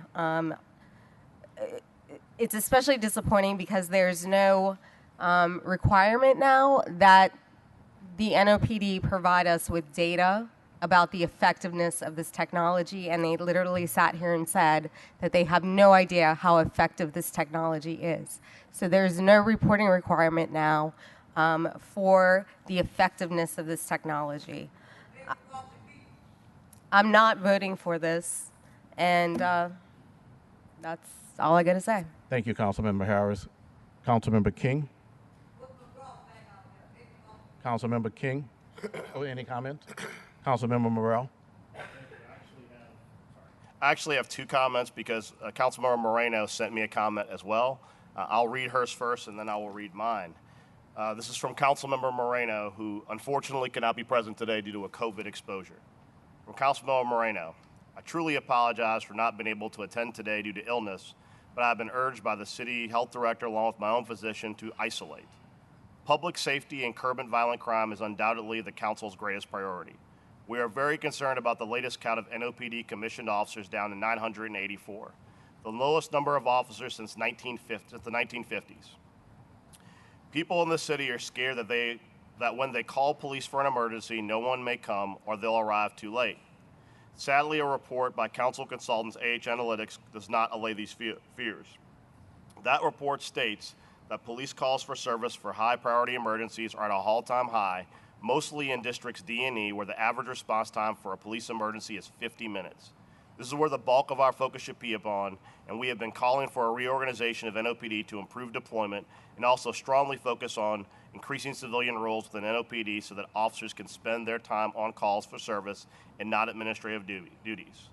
Today, the conversation is around tools the NOPD may need, in particular facial recognition and cell site simulator technology, which, let me be clear, will not have an impact on calls for service, but potentially in other major investigations, along with human trafficking and missing person cases. New Orleans is not unique in re-reviewing this technology, but states and cities considering reversing bans on facial recognition are doing so very carefully. We should be just as responsible. Most recently, the legislature in Virginia put in place meaningful guardrails, including court approval, to allow for law enforcement agencies to appropriately use this technology. Other states and cities also require court approval, and it is mentioned as a best practice by a recent Brookings Institute report. My issue today is with transparency, accountability, and getting the ordinance right. Due to the fact that NOPD does not have this technology ready to immediately use themselves, I had requested that this ordinance be delayed just 2 weeks until our next council meeting to ensure a thoughtful collaborative ordinance. My request was declined by the lead author. As someone who has delayed many pieces of legislation for many months and even longer to get a policy ordinance right and allow for transparency, I do not believe that 2 weeks was unreasonable. But with this rush to act today, I hope that the safeguard amendments that are worked on into the evening will be adopted because they do not follow responsible practices to utilize the technology that other major cities are effectively following. To be clear, she's talking about the amendment that was offered by myself, herself, and Councilmember Harris. Whatever happens today in my absence, I'll continue to work on and push for real resolutions to provide public safety in New Orleans, support our NOPD officers protecting our community, and collaborate with groups engaged in making our city safer. Thank you, Helena Moreno, City Council President. That concludes her statement, which we will make available to individuals who want to see it. Now for my statement. I will try to be brief, as a lot of people have already spoken, and I don't want to belabor this process. As a legislator and as a councilman, I have always held that those in power operate with the consent and faith of the governed. When I ran for office, I ran on a platform of transparency and speaking plainly. I will continue that pledge today. I did not run for office to make us feel safe. I ran to make us safer. I, along with other members, asked for a comprehensive plan to fight crime for NOPD, and we have yet to receive one. We asked again during the previous committee meeting on this instrument, and were met with, "Trust us, we're using the playbook from 2019. That did not and does not inspire confidence. We have a depleted department that continues to lose officers. Despite representations today to the contrary, particularly about how we need to pass this to make officers feel like that we're in their court, a survey conducted and funded by some of the members of the Crime Coalition laid out the reasons for this issue with officer depletion. Number one was overzealous internal prosecution of officers by expansive interpretation of the consent decree. Number two was morale, and number three was pay. Since the shift to 12-hour shifts, there has been an acceleration in officers leaving the force, with 6 having left last week. A study conducted by AH Analytics, which will be publicly made available, shows there is a direct correlation between these departing officers and the increase in response time. More specifically, for each officer lost, there is a 30-second increase in response time citywide. Weeks ago, this council unanimously passed legislation to support and expedite recruitment. To date, the CEA expediting this has not been signed. To date. There is no sense of urgency by this administration or these respective coalitions and groups to get this done. No effort to address quantifiable metrics that will lead to actual safety versus perceived safety. I'm truly disappointed. Facial recognition will not make you safe. We had NOPD here, including the chief, who said, "I cannot guarantee this will make you safe, but it will make you feel safer." That's a fact. There has been evidence presented today by NOPD or during there's been no evidence presented today by NOPD or during previous presentations as to how facial recognition will be used in a new innovative way to make us safe. I don't believe in surrendering civil liberties and privacy to feel safe when we are not safer. Contrary to public assertions, this technology is not limited in this ordinance to public right-of-ways or are only targeting the bad guys. Massive government expansion of surveillance technology without rails is just government expansion into our private lives to benefit government. I'd like to remind everyone present that traffic and speed cameras are surveillance technology that has not, in fact, made us safer. There are still as many traffic accidents. There's still as many people speeding. However, it is helping the city to make a tremendous amount of money.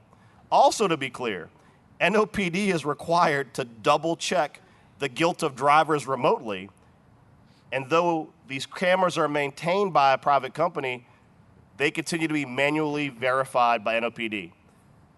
This process is not dedicated police work. It is done without verifying whether the equipment is functional or maintained, and it is similar to what we will likely experience with surveillance technology. I speak for many when I say I'm not against the general use of technology to have a more efficient police force and criminal justice system.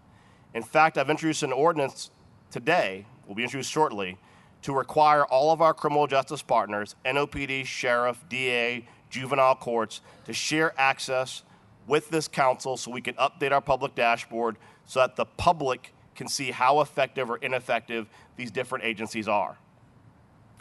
I do not support the NOPD's approach of throwing a wad of undercooked ideas at the wall and hoping one of them sticks. I don't support creating a framework and law to be implemented in a policy that we will have no control over. I don't support trying to install fire alarms when our house is already on fire.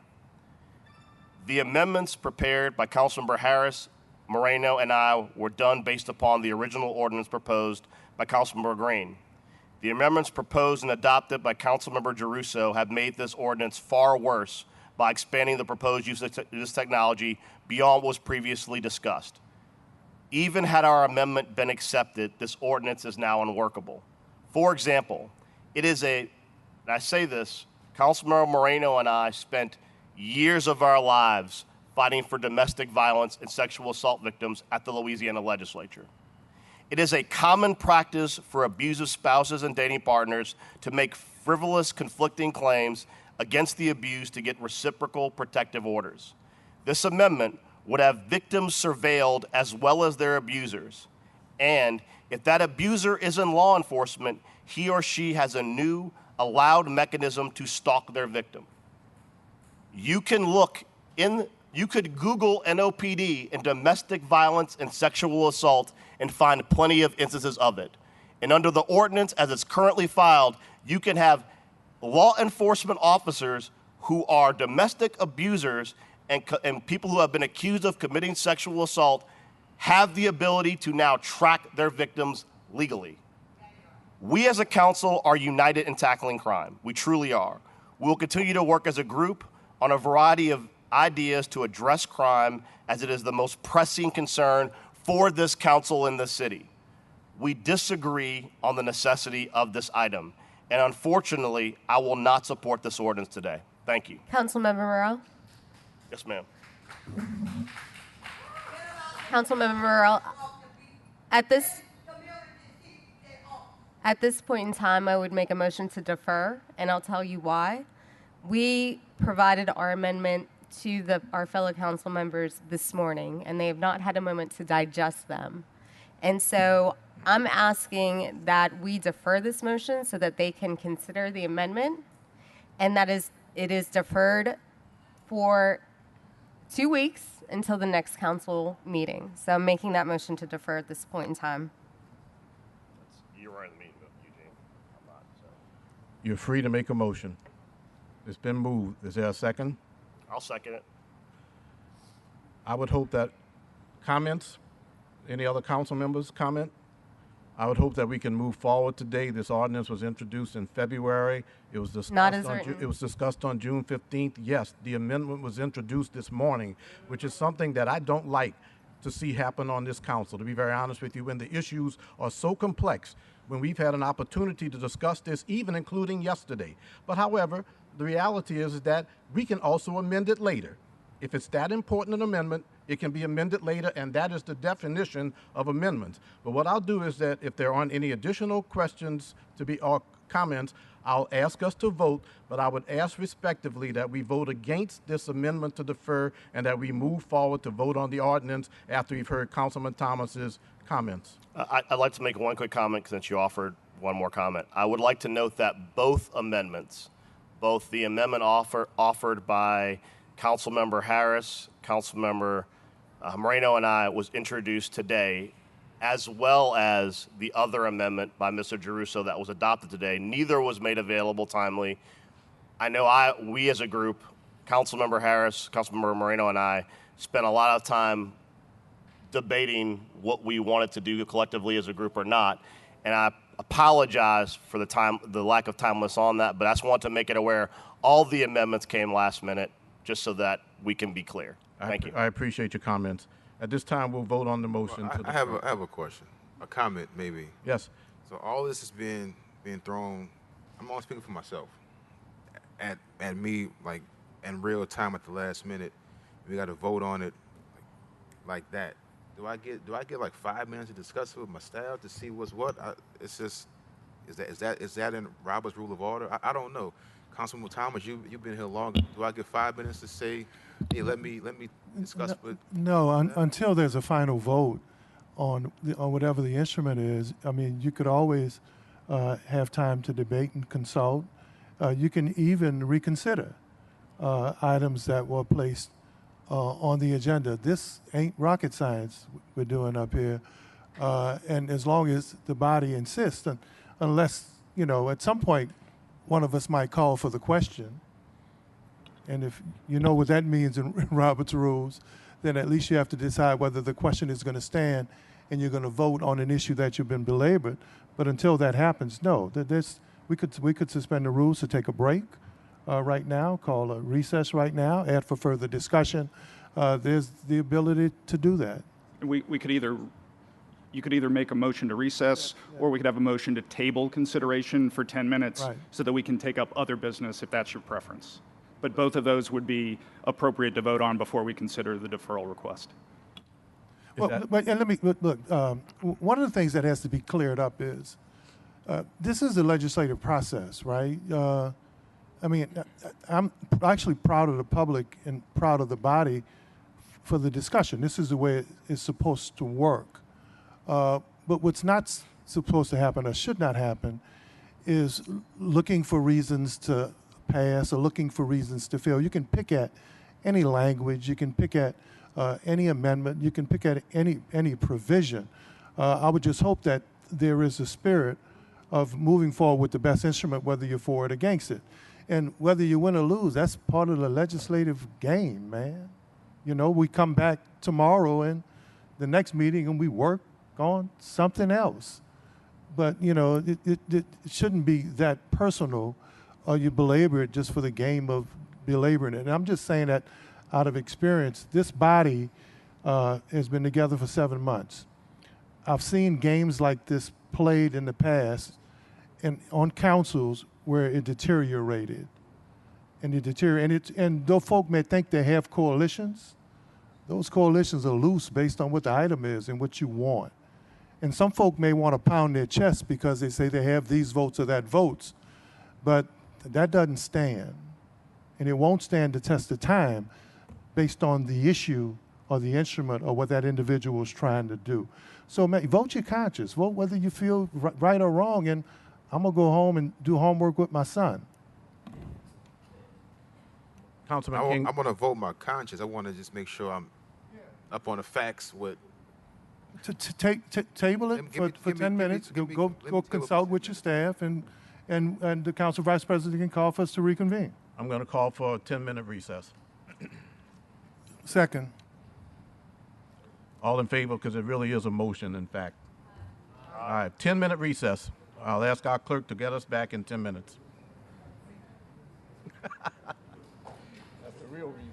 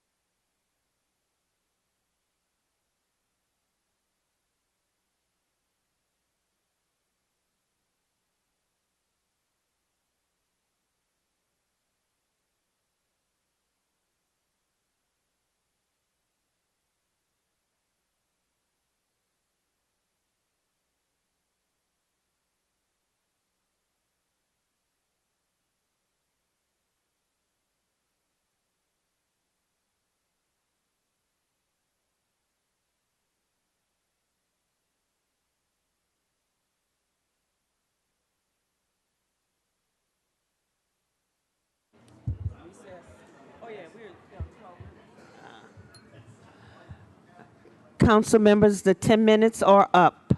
Please come back to the dais.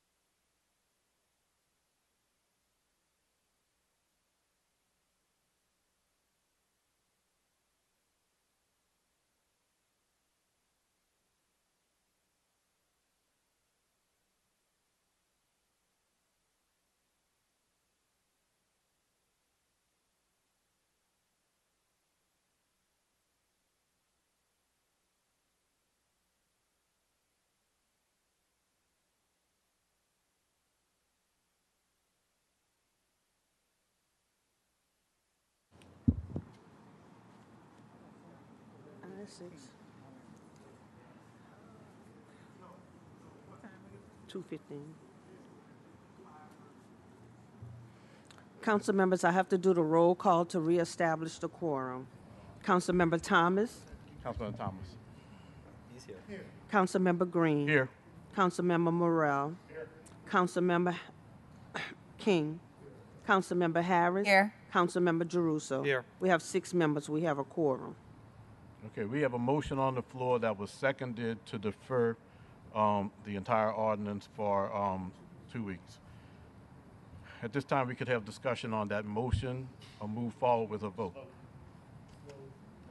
I want to. So before we vote, let me say this before we vote. Give me 1 minute, council members. So I understand my colleagues' hesitation to move forward without this being fully read or fully discussed or discuss even more. So I'm not going to say fully, just discuss more. So, I'm willing to discuss an amendment to the ordinance moving forward, but I will not vote to delay this any further. I want to move forward and get this done, and I'll be happy to talk with Councilmember Harris, Moreno to amend the ordinance moving forward. So.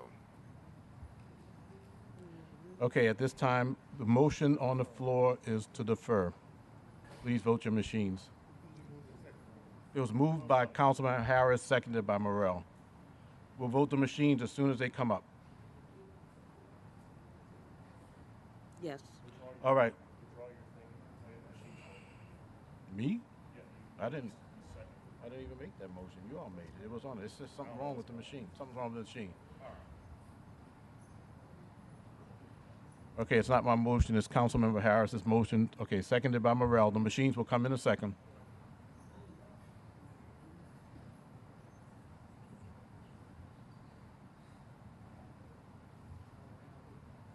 Okay, 2 yeas, 4 nays. The motion fails. At this time, as the process was going, we were going to next go to Councilman Thomas for comments. We can have any other comments if we wish to have. No, first of all, once again, I want to thank my colleagues. I want to thank all the presenters and thank the community. I think everything to be debated about this particular ordinance or the amendments has been said already. I'd like to highlight the community that came together. The over 200 organizations in my district, man, so many neighborhood organizations from Enonac to the Lower Nine, from Donavilla to many of the groups that I work with came out in favor of this. I also respect the people who opposed it. But for the business community and the diverse group that came together, I thank Councilmember Morrell, and I think one of the speakers from Ion Surveillance who was part of the opposition said it. There's so much more for us to work on. I'd like to see the same coalition with the business community and neighborhood groups that they usually don't work with and organizations that they usually don't work with. I'd like to see them come together on housing the same way. I'd like to see the next press conference when all of our business moguls and all of our millionaires and developers come together.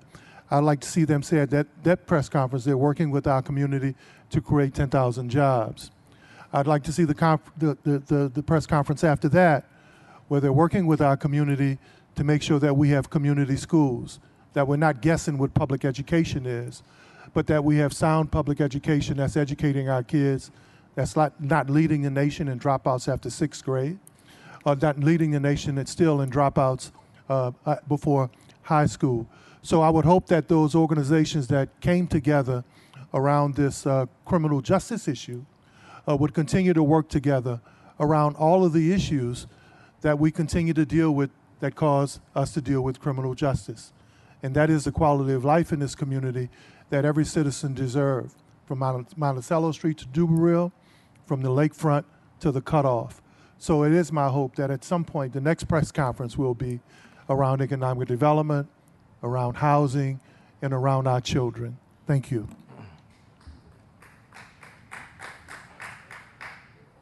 If there are no additional comments from council members, I'm going to move for approval of the ordinance as amended with the approved amendment. I just have one very quick thing to say. I am pleased to be on this council where we have an opportunity to debate issues such as this, to discuss them and the like. Since February, this ordinance was introduced in February. It was also discussed at the Criminal Justice Committee on June the 15th. And since then, since February, much has changed, much has transpired, including the creation of the Policies and Procedure Manual by the police as we requested, which is something that can be amended if we need to work with them, and that the use of the technology according to that policy and procedures has gained the approval of the United States Department of Justice and the NOPD's consent decree monitor.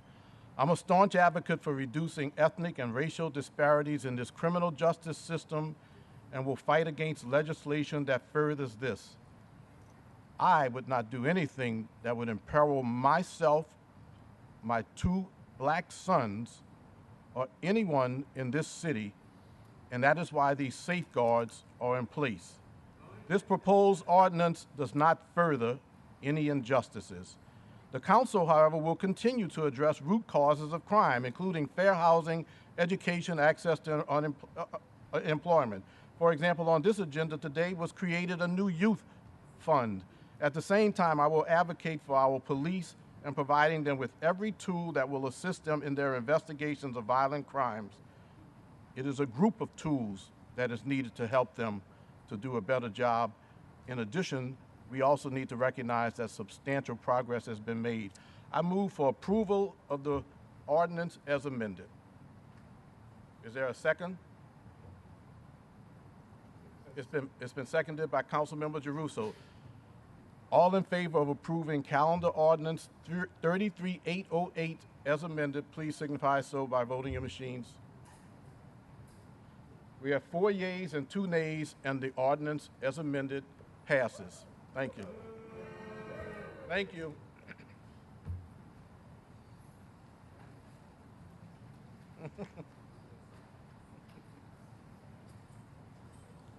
Next on the agenda? No, Ann. No, Ann, come on. No, don't do that. Council members, we're going to go to the regular order on page 20. Page 20. All right, page 20. Madam Clerk, whenever you're ready. We have the legislative grouping, the HDLC. Well, there you have it, folks. Looks like the amendment is going to pass. Not even going to pass. Looks like the amendment passed. And it looks like, as of right now, the ban on facial recognition technology and the ban on surveillance technology has been lifted in the city of New Orleans, and it is now legal. So we will see what happens from here. Thank you all guys for watching. Please, if you didn't already, go check out my Patreon. You can same thing, JD Career on Patreon. If you enjoyed this, this is only possible because of you and your support. So thank you so much for this, and we'll do it again.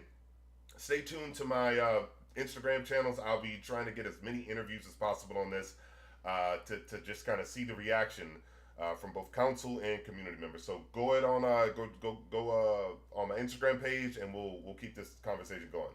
Thank you guys for watching.